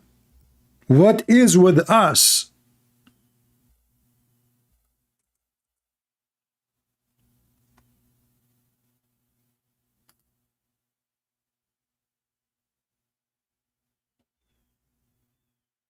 What is what? What is with us, not with you.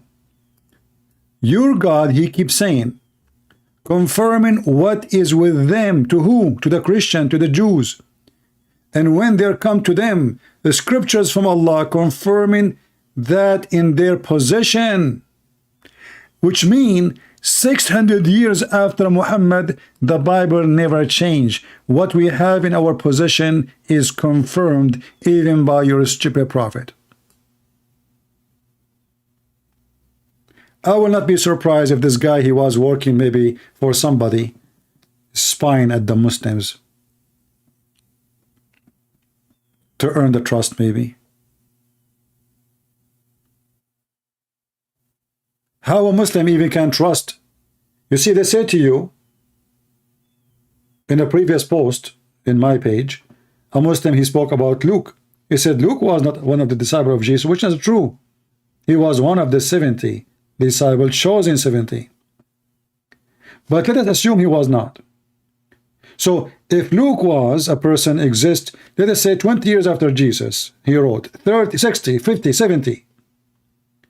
Then how you accept someone never been in the town where Jesus lived, never saw Jesus, never heard Jesus, he don't even know the correct name of Jesus, he don't even know the God of the Bible, 99 names the God of Islam, none of them is the one mentioned in the Bible, none. So how you hypocrite, you accept a person who is filthy, trashy, child molester, rapist, he cheat in his own son, he slept with his wife, he cheat with in his wife, he sleep with the maid when the wife is not there, I mean, very evil. I mean, name for me one thing about this man is not wrong.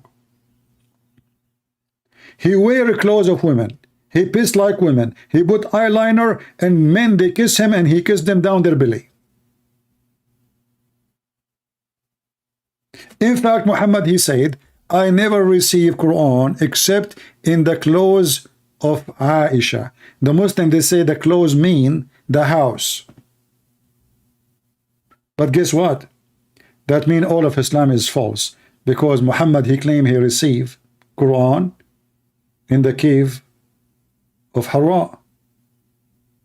He received Quran when he was in the house of Khadijah.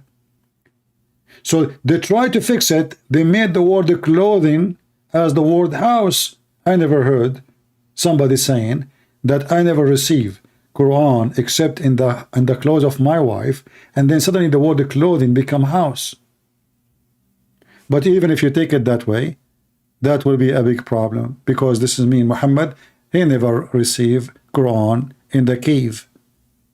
He received only Quran in the house of Aisha, which means all his stories about before marrying Aisha, he received a lot of Quran. Wasn't it true? So it doesn't matter how much they try to duct tape Muhammad to fix his stupidity, Muhammad still is stupid.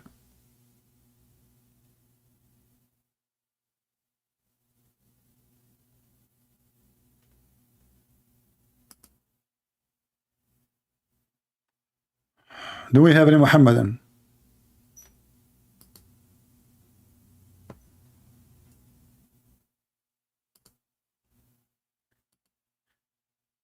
Any women, she will send me a messages in Skype. Don't force me to block you. You want to say something, say it in the chat.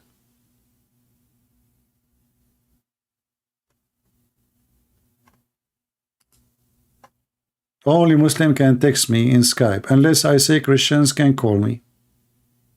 And then you can text me so I can call you. Do we have any Muhammadan?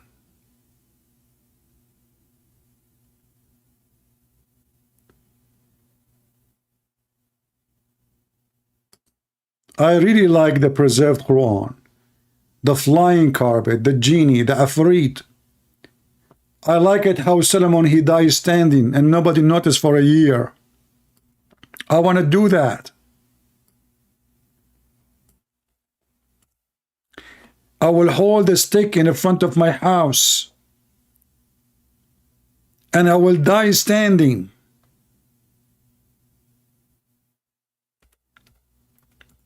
And I will stay like that for a year and nobody will notice. That is the preserved Quran.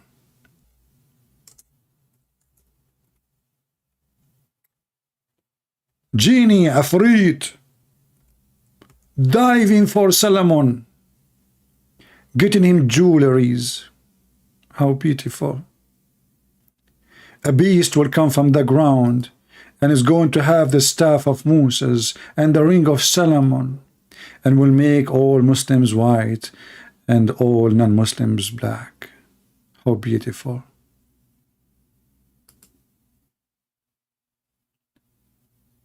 I will be black finally. My dream is coming true. Allah is punishing me. All my life I wanted to be black.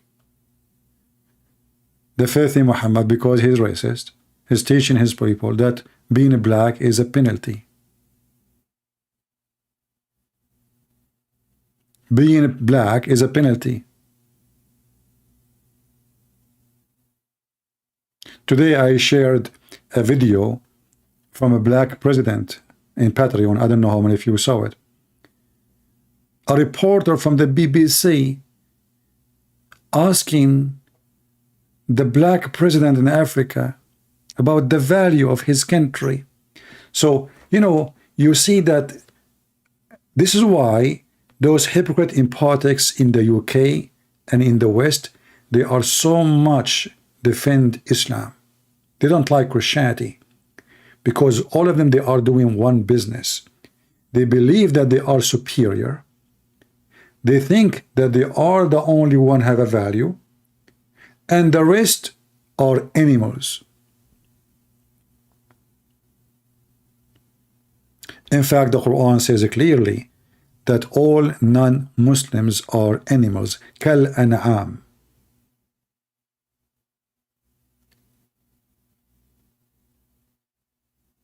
There's a video of a guy in YouTube.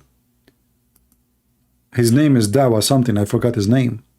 He stands and there's behind him a bunch of cows. And he said, brothers and sisters, look at those cows. They are better than those non-Muslims. Those cows are useful. And this coward, what is his job? Nothing. He make money from the Western. He is driving Mercedes.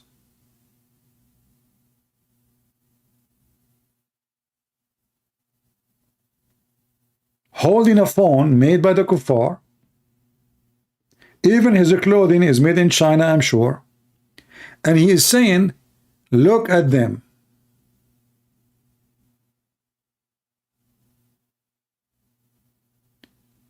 Non-Muslims are the same as animals. And now the Western, and not all the Western, not the Christians for sure. Those are the liberals, the Democrat, the hypocrite. They want to teach the black people how you can be black. They want to teach the black people value. But look at them. They damage the value of every family in USA of those who follow them.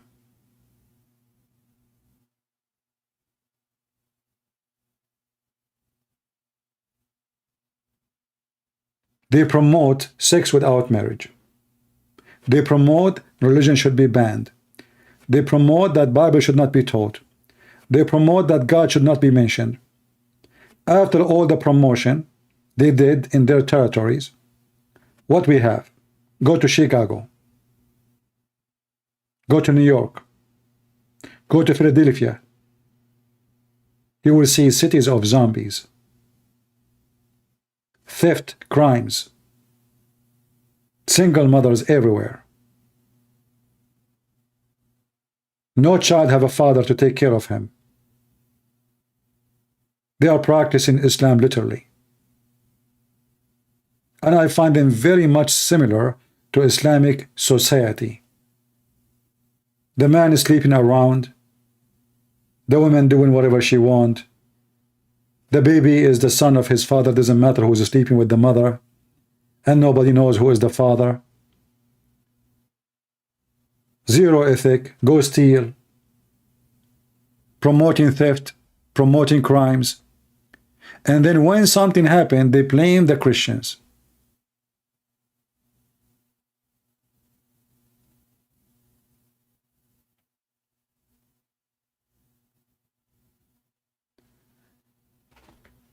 Do we have any Muhammadan?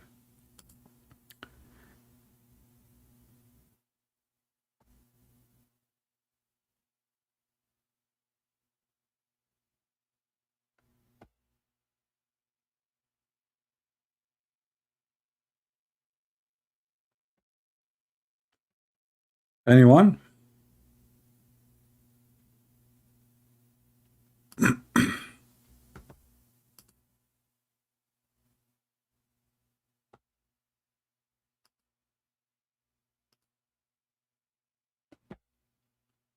Do we have any Muhammadan? I will call you shortly. No, no short. Let me call you right now. Either you call me now or no. Let us see.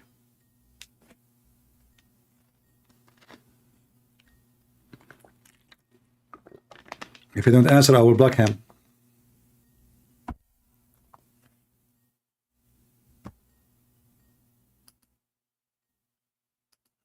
Okay, let me block you. I have no time for kids.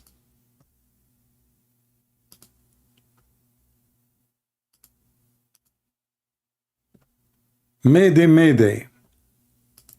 Any Muhammadan dare to call me? Any Muhammadan dare to call me? You know, and Joe Biden, he issued a warning to Uganda because they have a law against gays. Did you ask yourself why this guy did not want to put sanctions? He said he want to put sanctions over this country because they made a law against gays. How come you don't put sanctions over Qatar, Saudi Arabia, Pakistan, all those countries, Egypt, etc.? Do you see how they treat the black people? Do you see how the Democratic Party in USA, the one who claimed to be the party of immigrant and the one who defend the black, they abuse black people and they use them. They abuse them and they use them. They fool them, make them think that we are the one who defend you. In fact, they are the slaves owners. The one, if you go in history, you will see that the one was fighting for freeing the slavery, ending the slavery in USA, it was the Republican. The one was fighting to keep the slaves, it was the Democrat. The Democrat Party is like the devil. He changed his color. Yesterday they are slaves owners, today they are slaves defenders. But in reality, they don't care for you. You know, the lady who started the Black Lives Matter, she collected millions and millions of dollars. And then she took the money and she bought a house between the white people.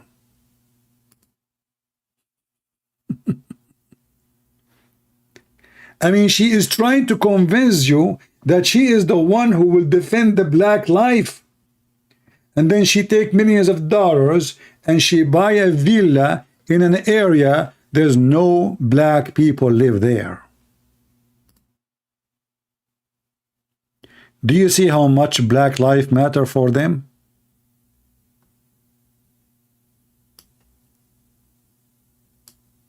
And now, after all the donation, they are filing for bankruptcy. The money is gone. The same as Nancy Pelosi. She speak about we support immigrant. The second immigrant, they come to her house, she called the police.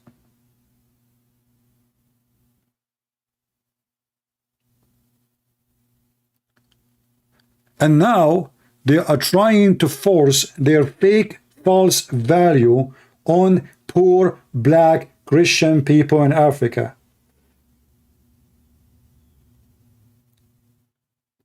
And because they are supremacists, they think that those black people, they have no value. We are the one who will teach them what value is.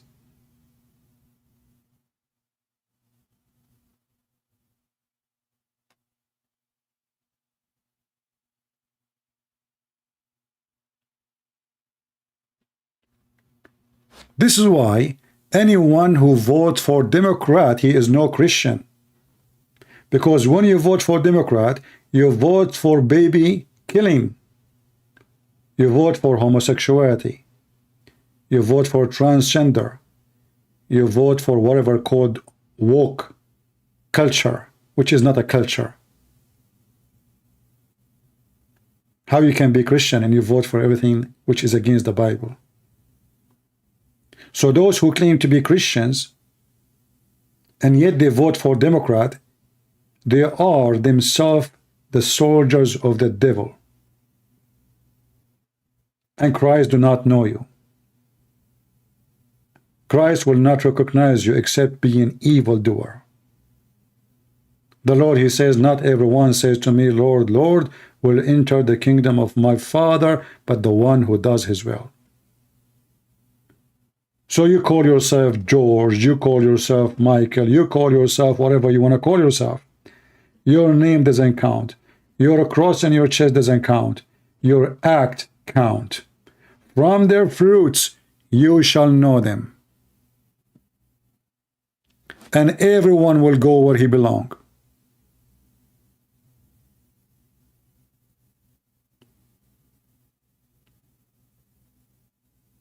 And because now these days everybody is hypocrite, nobody dare to say the wrong is wrong and right is right.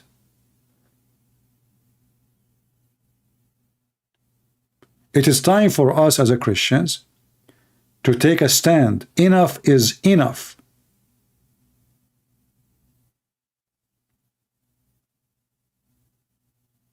And the Christian who don't take a stand, he is no Christian.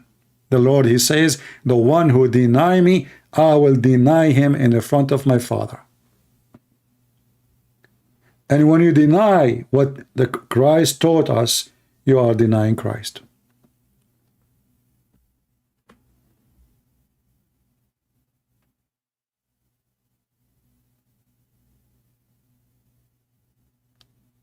God is good, my friend, and always we will have victory, no matter who is on charge of government. No government can silence us. You know, the Roman, they tried before you heavily. They fed us to dogs and beasts. They crucified our church fathers one by one. And this is telling you how much truthful they are. Just deny the Lord and you go. We will not feed you to the beast. Just say, I don't want to be Christian. Say it.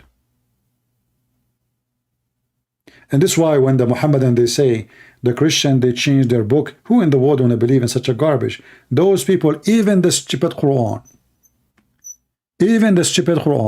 is speaking about a story, supposedly it happened almost in the time of Muhammad, that a Jewish king came to Yemen and he occupied Christian towns and cities. And he asked the Christians to leave Christianity, otherwise he will burn them alive. And this is chapter 85. If you leave Christianity, this king, he said to them, I will not burn you. He made a ditch, he made a big field, a valley, a tunnel, whatever you want to call it. And he filled it with wood and fuel. Crazy fire. And they brought thousands and thousands of Christians. And they throw them in the fire one by one. All what you need to do to be saved from the fire, just say, I deny the Messiah. I'm not going to be Christian no more. Even the stupid Qur'an witnessed to such a story. And guess what? They refuse to leave the Messiah. So how people with such a spirit, such a faith, such a belief, such a strength, they are going to corrupt the book? Who want to believe in such a garbage? The whole idea is the stupid Islamic cult, because they could not find a child molester in our book. Today, not in the time of Muhammad, by the way. This is new. In the time of Muhammad, Muhammad himself, he never claimed that the book they have between their hands is corrupted. Muhammad don't even know how to read it. How he can know even what is there? He can't even read his own language according to Muslims. And the Bible was only either in Greek or Hebrew or Aramaic. And obviously the most popular was exist in the Arabian Peninsula is the Greek version. This is why Muhammad in the Quran he used the word Injil, which is additional proof that Muhammad is a fraud. Because how Allah he sent down Injil to Jesus? Injil is a Greek word. That means Allah when he sent a book to Jesus, he sent him a Greek book. But why Jesus want to teach in Greek? When the Quran said, we never send a messenger except to speak in the tongue of his own people. And he have to be from the people. So if you ask the Muslim, they will say to you, Jesus was sent to the Jews. Moses was sent to the Jews. Everybody was sent to the Jews, except Muhammad was sent to everybody. But as you see, this is absolutely false. Muhammad never was sent to anyone, not even to his own people, and we can prove it from the Quran. And this is why those potatoes don't dare to call me.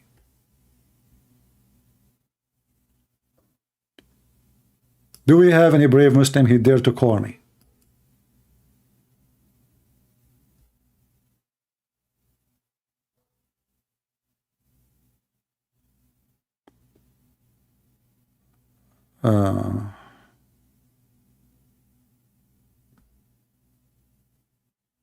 Don't send me messages, please, in Skype. I do not need your education.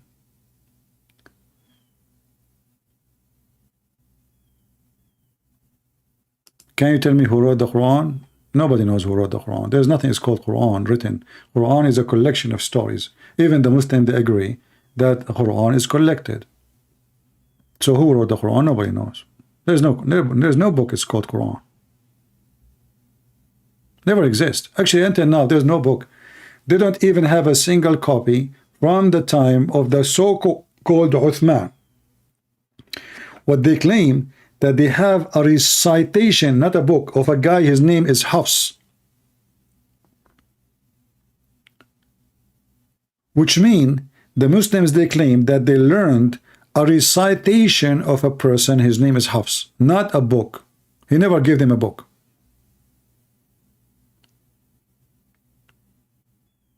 And Hafs exists more than 200 years after Muhammad. There's no books. Muslims don't have any book.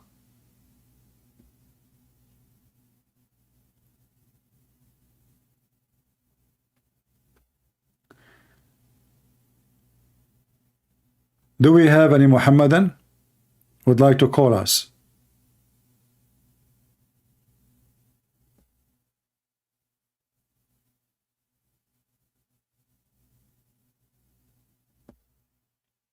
Any Muhammadan would like to call me, prove me wrong.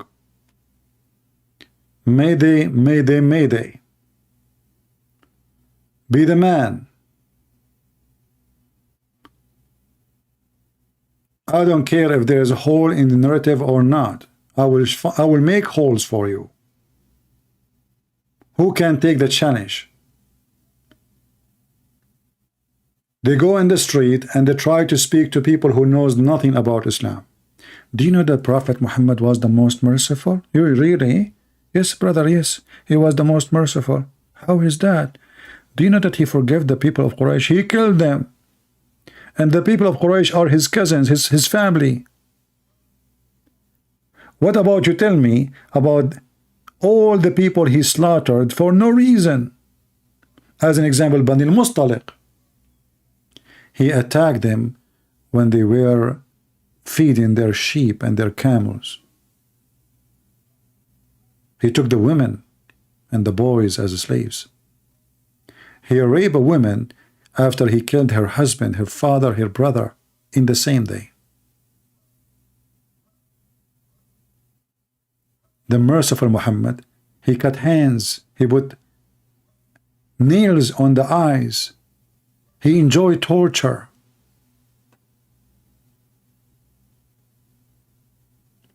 Do you see how merciful he is?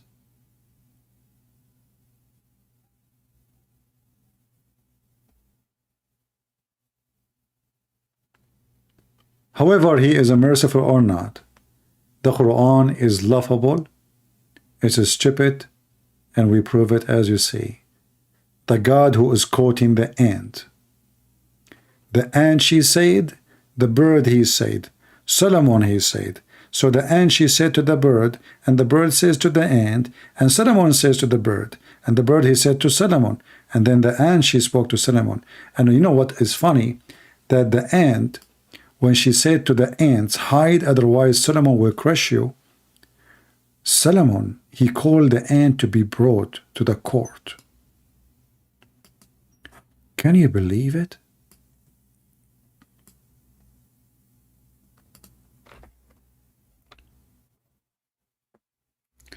The first ant in history got arrested.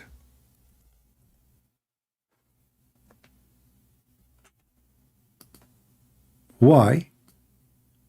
Because this ant, she accused Prophet Solomon that he will crush the ants. Solomon, he said to her, are you saying that I am not justice and I am going to crush those ants? She said to him, honey, you got me wrong. I told them, hide, otherwise Sulaiman will crush you. I meant they will crush their heart by the beauty Allah He gave you. The value of the ant is a great example of the wisdom of Allah. Ali ibn Ibrahim have narrated that when the wind raised the throne of Ibrahim, they meant Sulaiman, and reached the field of ants from where silver and gold comes out. As Imam as-Sadiq said, there is one valley of Allah where silver and gold is grown. Yeah, they grow silver and gold there. I saw it myself. My dad, he used to do that too. You know, we used to put zucchini in the ground and then we got back silver. True story. And has protected it with the weakest creatures like ants. Oh, the ants there to protect the value of the gold and the silver. And if a powerful army went to enter it, it cannot go to do so. Why? Because the ant, brother, they will attack your army. I mean, imagine you have an army and there's ants. Who can win? We know who's going to win. Ants. Ibn Babura said, according to reliable, look, you see the word reliable? Brother, this is reliable, trustworthy. Chain of narrators narrates from the Imam as-Sadiq that when an ant conversed with others, the wind took their conversation to Sulaiman. At the time when he was on the air. So Sulaiman is flying with the F-35 in the speed of wind, and then the wind carried the voice of the ant, and then Sulaiman asked the strong wind to stop, you know, break. The flying carpet stopped in the middle of the air, and he called out the ant, "Ant, come here." And imagine you are an ant now called by King Sulaiman. You can imagine the feet of the ant. You can imagine she is shivering from fear. You know, put yourself in her feet, you know. You are an ant and called by Sulaiman himself. He stopped the flying carpet on the air. The ant came to Sulaiman. He said to who? To the ant. "Don't you know that I am a prophet of Allah? And I do not oppress anybody." Yeah, Muslims don't oppress anybody. Just they kidnap your wife, they rape her, they rape your children, they take your money, they take your land, they take your jewelries, they torture you to tell you where's the money, but they don't oppress you. And they force you to convert to Islam. But there's no oppression. And said, yes, I know, Sulaiman. So Sulaiman said, "Then why did you scare others from me and order them to enter their holes?" Holes in the narrative again. And said, I was scared that when their vision falls on you, they will become fascinated. What the heck? At the beauty of his Lord, you know. The ant, see, Prophet Solomon, he got the ant wrong.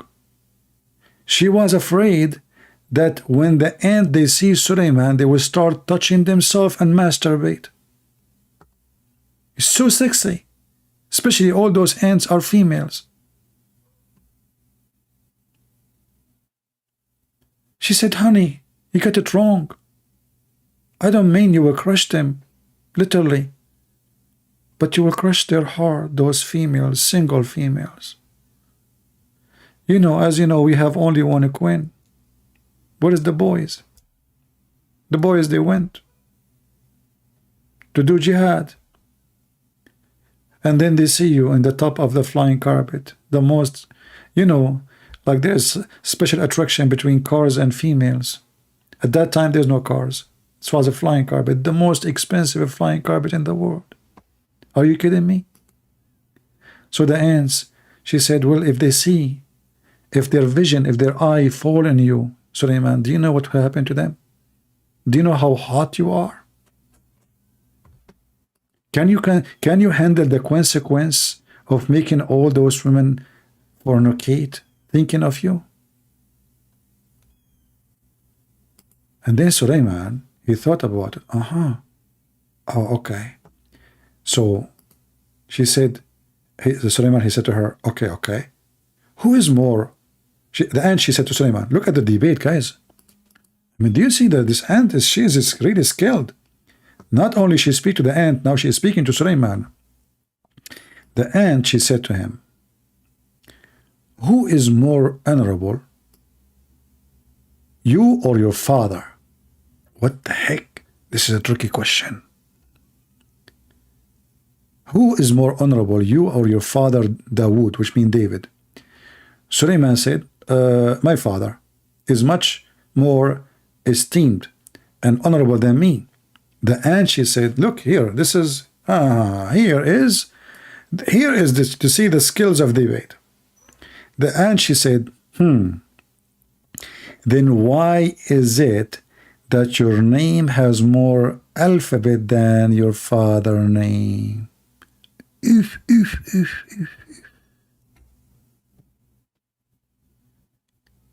Suleiman got busted. He said that his father is more honorable, but Suleiman did not notice that his name has more alphabet than the name of his father. How many of you, your name is longer than the name of your father? Give me one. If your name is longer than the name of your father, please give me one.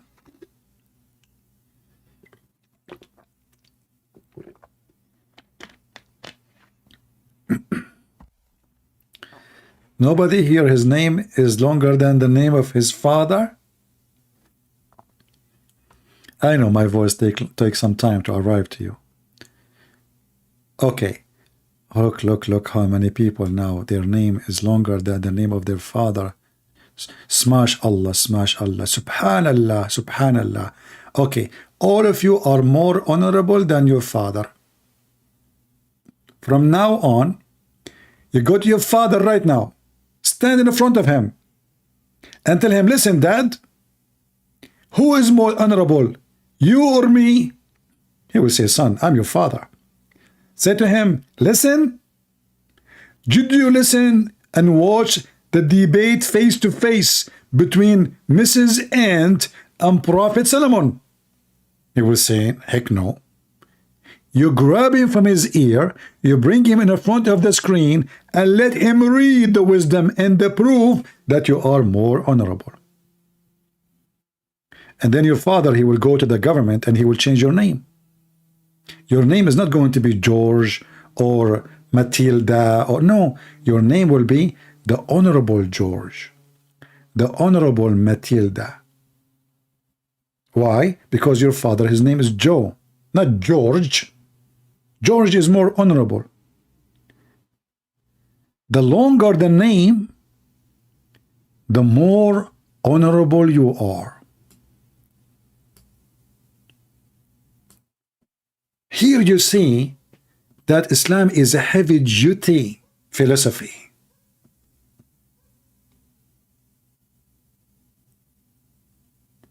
Islam not only just a religion from God, it touch your testicles first by promising you a lot of virgins who obviously they are not. Because if Muhammad will be there, do you think he will get any virgin? Good luck. He touched your stomach by promising you banana. Have you ever heard of a God? He speak about banana. He promised us banana in heaven. I mean, this Allah, he thought about everything. So how come there's no coconut? A river of wine, he want us to be drunk. A river of milk, he want us to drink milk. A river, two spring of water. Brother, it's time for all of you to convert. Today you learned a lesson of wisdom from the ant. Subhanallah. An ant is teaching Prophet of Allah wisdom. An ant. Put the link in the comment section. The link for this. Always I show in the screen the title. You see, just search on your side here. Anytime you want to find something, freeze my screen. Type the exact like one line in Google, you will find it. The account of Sulaiman, and this is an islam.org website. An account, so if you search in Google for this, you will find it. Or if you search for this. So even if you are, watching the video later, just type exactly the same word, or, type it, Google will help you. Very simple.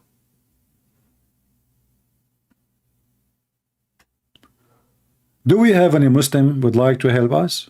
Mayday, mayday.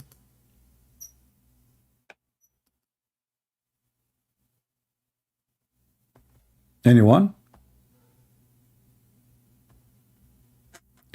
All right, looks like we are out of customers. If you don't download my previous videos, please feel free. I'm loading videos, they are short, and they are under videos, not under live.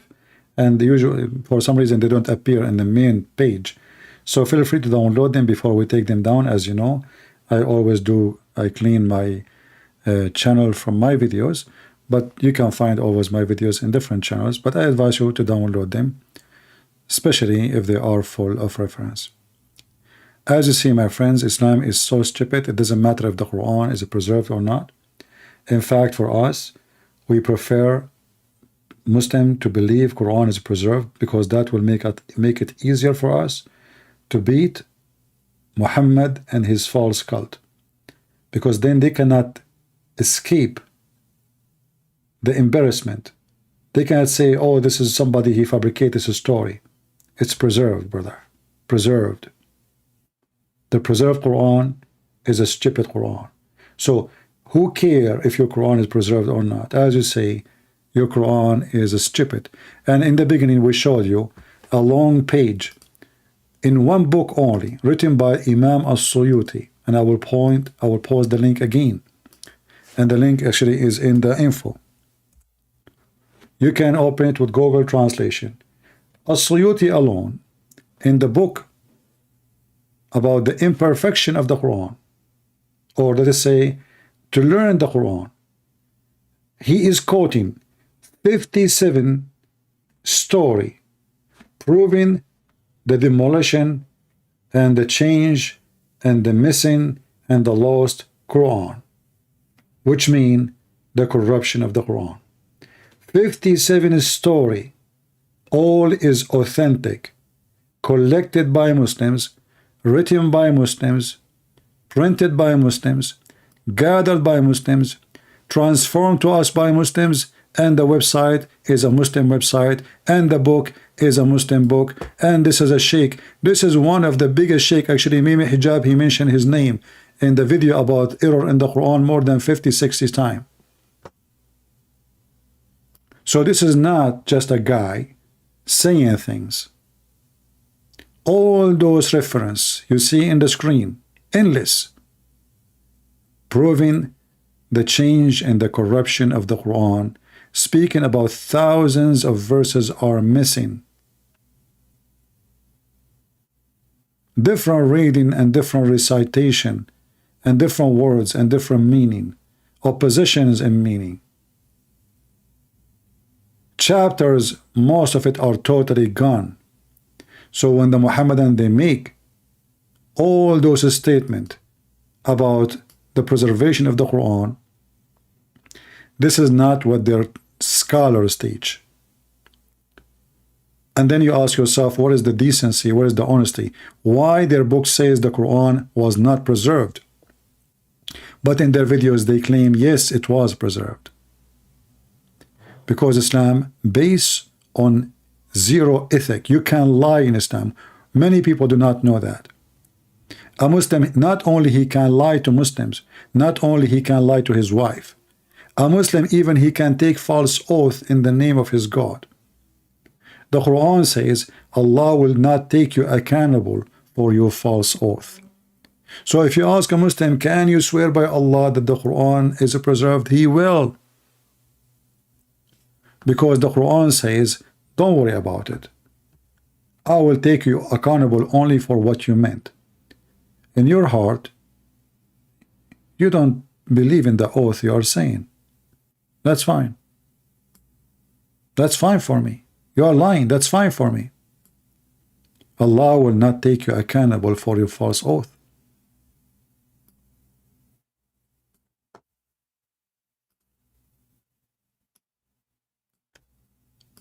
In chapter 3, verse number 28, even the Muslim, they have no shame to teach their children that you can speak to non-Muslims in a friendly way, saying to them that you are their friends, but your heart is dislike this. Your heart dislike that. And if you are truthful to take them as a friend, if you are truthful to give them honor, if you are truthful to friendship and to be sincere in your friendship with them, if you do that, you have no honor in Islam. You are not even a Muslim. You have no connection with Allah. You have no honor, no mercy, no protection, which means Muslims have the right to kill you if you are a Muslim who is sincere when he speaks to Christians and Jews. You can say to them, I'm your friend, only if you guard yourself from them, save yourself from them, taking it as we're security, saving yourself from them by speaking in a friendly way toward them, while your heart dislike this. My friends, there's no question. This is the religion of the devil. They speak to you friendly, but their heart is full of hatred. And a Muslim, he take you as a friend, he is not a Muslim no more, if he mean it. This is why when somebody says, I have a Muslim friend, I laugh at his ignorance. Muslims cannot take you as a friend. Chapter 3, verse 28, chapter 5, verse 51, chapter 9, 29, and etc. A Muslim even cannot take his own parents as parents, his own family as family. The Quran said, you will not find one Muslim love those who oppose Allah,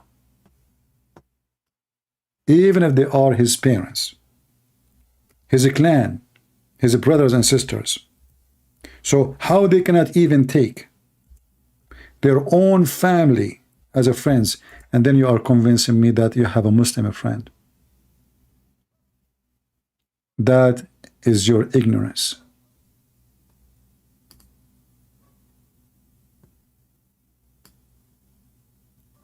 You will not find folk who believe in Allah and the last day loving those who oppose Allah and His Messenger. The Muslim, they might say to you, oh, those are waging war. No. Anyone who don't believe in Islam, he is opposing Allah and His Messenger. Anyone. Islam teach that the earth is divided between the land of war and the land of peace. And the land of war is any land don't accept Islam. They are an enemy, we have to conquer them. You will not find one person is loving, even to their family. This is a pure satanic cult. The Muhammadan they follow have nothing to do with God. Our Lord, our Savior, he said, love your enemy, bless those who curse you. This religion saying everything evil, trying to spread hatred, bloodshed, killing between mankind. Even the Qur'an make it so clear in chapter 5 verse 14 that Allah will spread hatred and enmity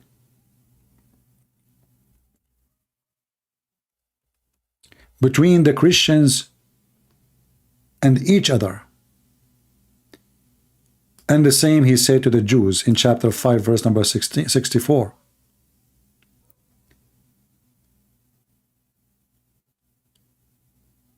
Allah, he spread enmity. Allah is the devil.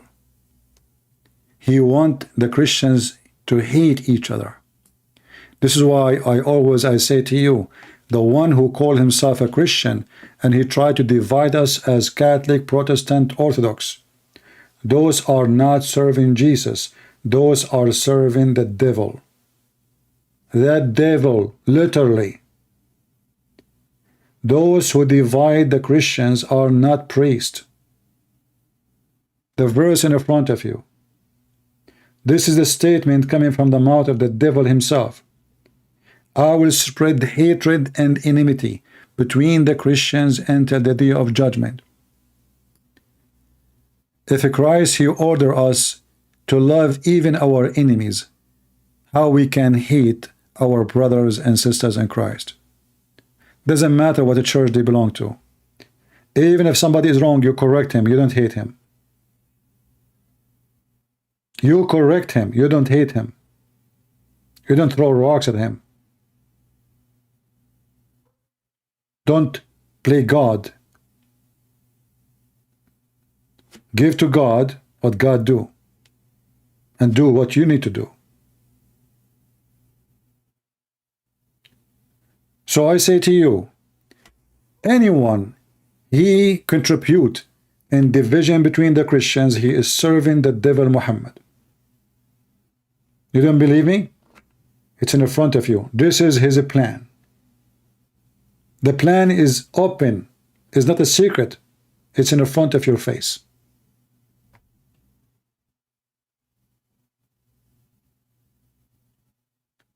Never listen to the dividers.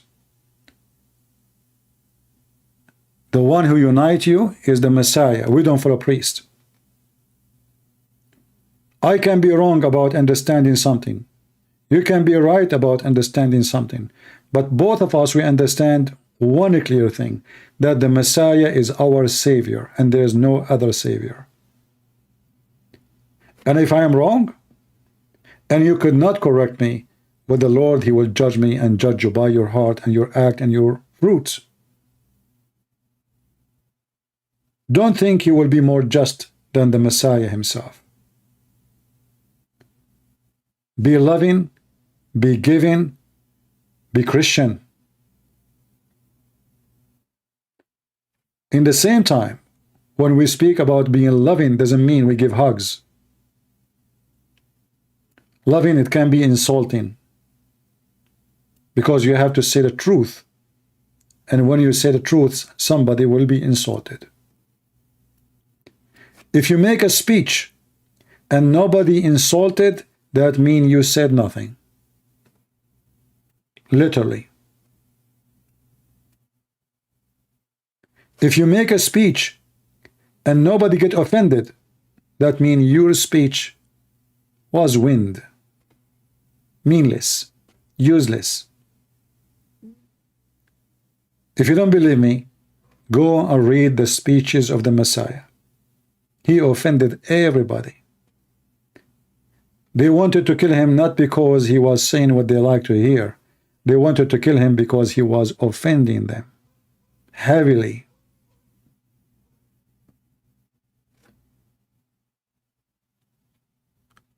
The one who don't offend, he spoke nothing, he said nothing, he did nothing. Because he is being obviously perfectly correct. When you are perfectly correct, that means you are just a hypocrite man. You change your words by changing location and time and date. So if today time they speak against this group, you go against it. Tomorrow this group is good, we go with it. This is exactly, by the way, what Islamic religion teach and practice. When Trump was in the office, Trump is their God. Trump is gone, suddenly America is nobody. Because now they feel American, they have a weak president. They fear, they don't respect. We Christians, we fear no one. And even when we speak about God, we don't fear God, but we fear to lose the love of God. The reason we say we don't fear God, because our God is our Father. And a child, he don't fear his father, for his father is all loving. As soon as the relationship between you and your God, your Maker, is a relationship between son and father, fear is not there. Love is there. For God, he loved the world, he sent his only begotten Son. Between us, the relation is not relation of fear, even though God Almighty, who can challenge him? Who can oppose him? Who can say no to him? Yet, the Almighty God, he don't want us to be slaves. He wants us to call him, speak to him as Father. When we pray, we don't say God, we say our Father. That is telling you how loving, how amazing, how beautiful the Almighty God we worship. With all his power, and all of us is nothing, yet he let you say the word our Father. Imagine you are entering, someone is a massive, powerful king, and you are just a girl or a guy who is in the kitchen. He cook, or he clean the dust, or he clean the stable, or clean the poo-poo. You have nothing, you are nobody. And then you go to this king. And then when you enter upon him, you say to him, Father. Isn't it amazing?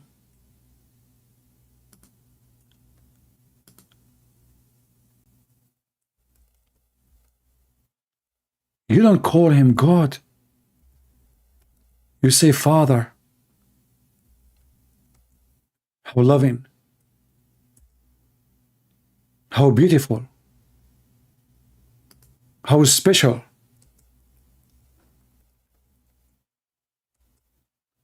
The relationship in Christianity is way beyond noble. We cannot compare it to the satanic cult of Muhammad, where everybody is a slave of everybody. It's a chain of slavery. With Christ, my friend, you are a child of God. You are prince and princess. You are noble.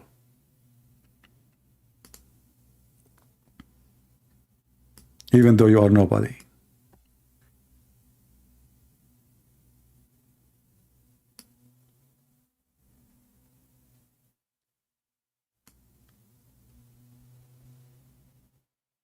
I say that the one who follow the devil, they will join him in his heaven, and that is the devil heaven, which is nothing but hell, where he promised you his casino, sex with boys and children and women, sperm, semen flying on the air, 70 years orgasm, non-stop sex. That is Islam. And those who belong to Jesus, they will be with the holy angels. They are the likeness of angels, praising God, enjoying eternity in a joy cannot be described by physical joy. If Muhammad could not describe heaven except sex and food and banana, our God who gave us all the joy in this earth, don't you think he can give us a joy have nothing to do with any of those?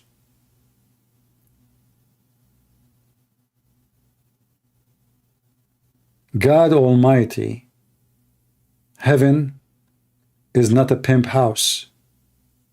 Even when God, he created Adam and Eve, he created one man, one woman.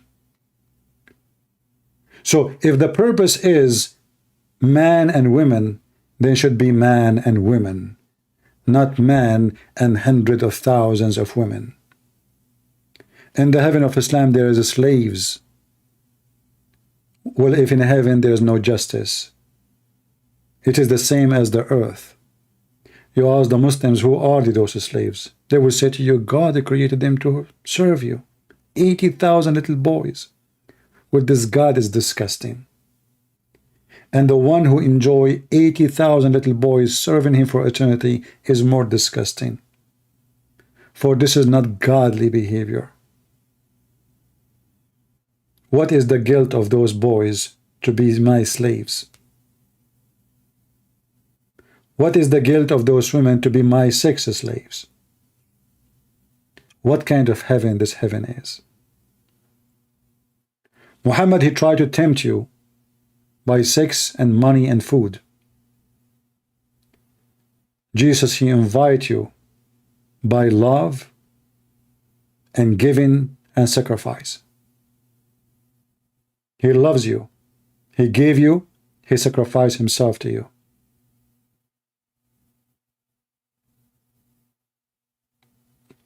We cannot compare between the kingdom of Satan, which is Islam, and the kingdom of the Messiah, holy his name.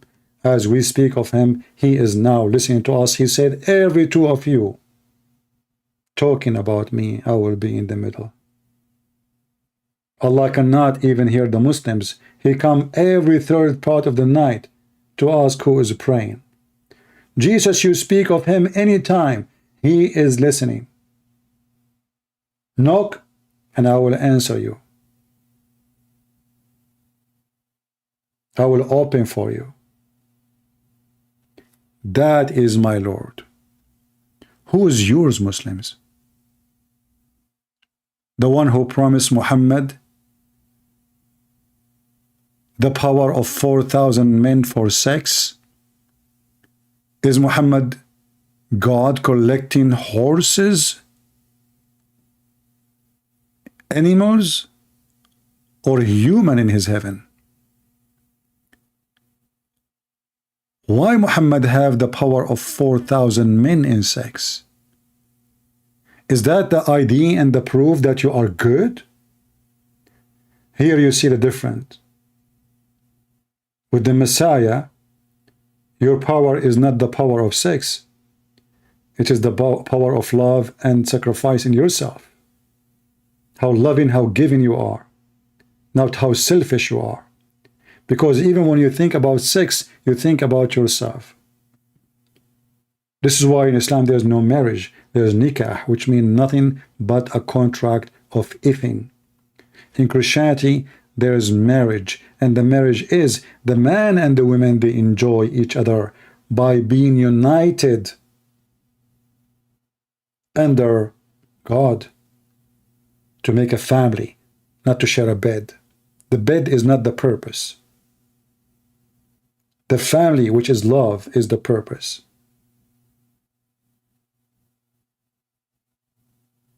In Islam, the bed is number 1, and number 2, and number 3, and number 4.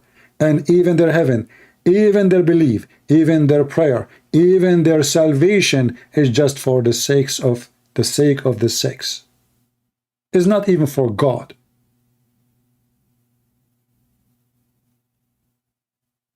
When somebody bring you a gift,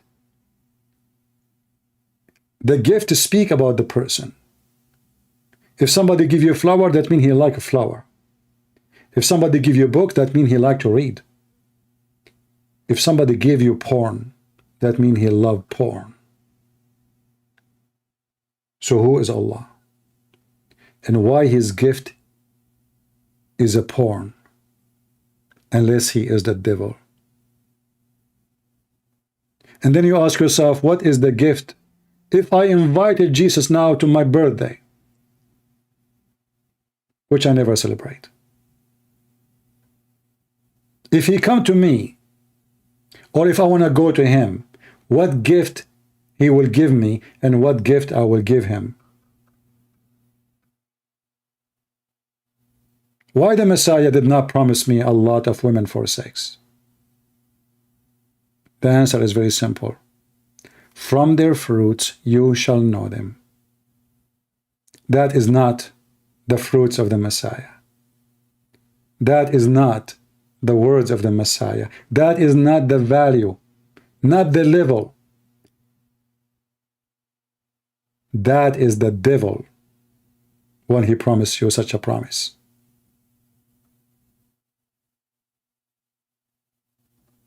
You give from what you have. You cannot give something you don't have. So Muhammad don't promise them love, he promised them sex. He did not promise them joy with God, he promised them sexual joy with penis and vagina. For he is low.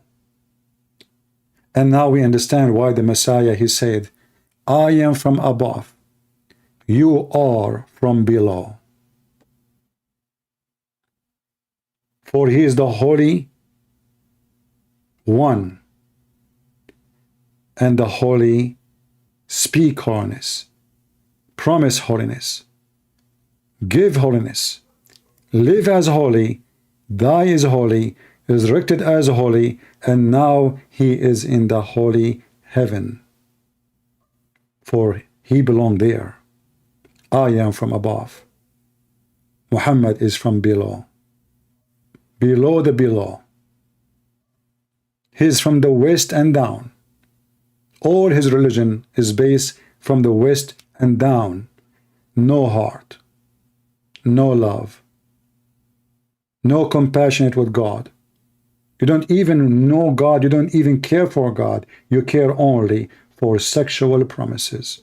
If we take the sexual promises from Islam, there's nobody will be a Muslim.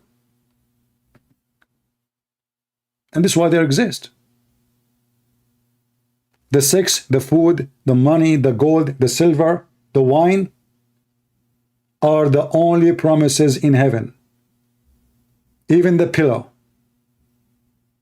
It's a casino. If there is no wine, there's no women, there's no gambling, there's no boys, there's no sex, nobody will go to the casino. So the casino owner, aka Allah, aka Muhammad, he knew what the customers want, so he promised them, whatever you want, in my casino, you will find. In the other hand, the Messiah, he don't have a casino. This is why those who will come to him, they will be unique. They are not people interested in money, neither in sex and penises and vagina worship. They are interested to live with the Holy Lord, and they trust him that he can give them a joy which cannot be compared to anything, have nothing to do with sex, have nothing to do with food, have nothing to do with money. The joy of being with the Lord for eternity Nobody can explain, because the one who created us, he can create something better of us and for us. So my friends, my family, listen not to the devil. We expose him every day. And as you see, they are cowards to call me.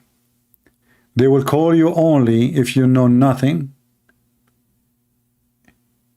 if you have zero education about Islam, if you are a person who do not even know your gospel. Only then they will be happy to debate you. The second they see someone will bring tsunami, distress and disaster to their God and their false prophet, they disappear from the atmosphere. Thank you all for being here. May the Lord bless you. And this is your brother Christian Prince, was serving you humbly for today. Don't forget to give a like if you don't mind, and leave us dislike if you don't mind, depending on what you think, and leave a comment and share. Be fair. Thank you.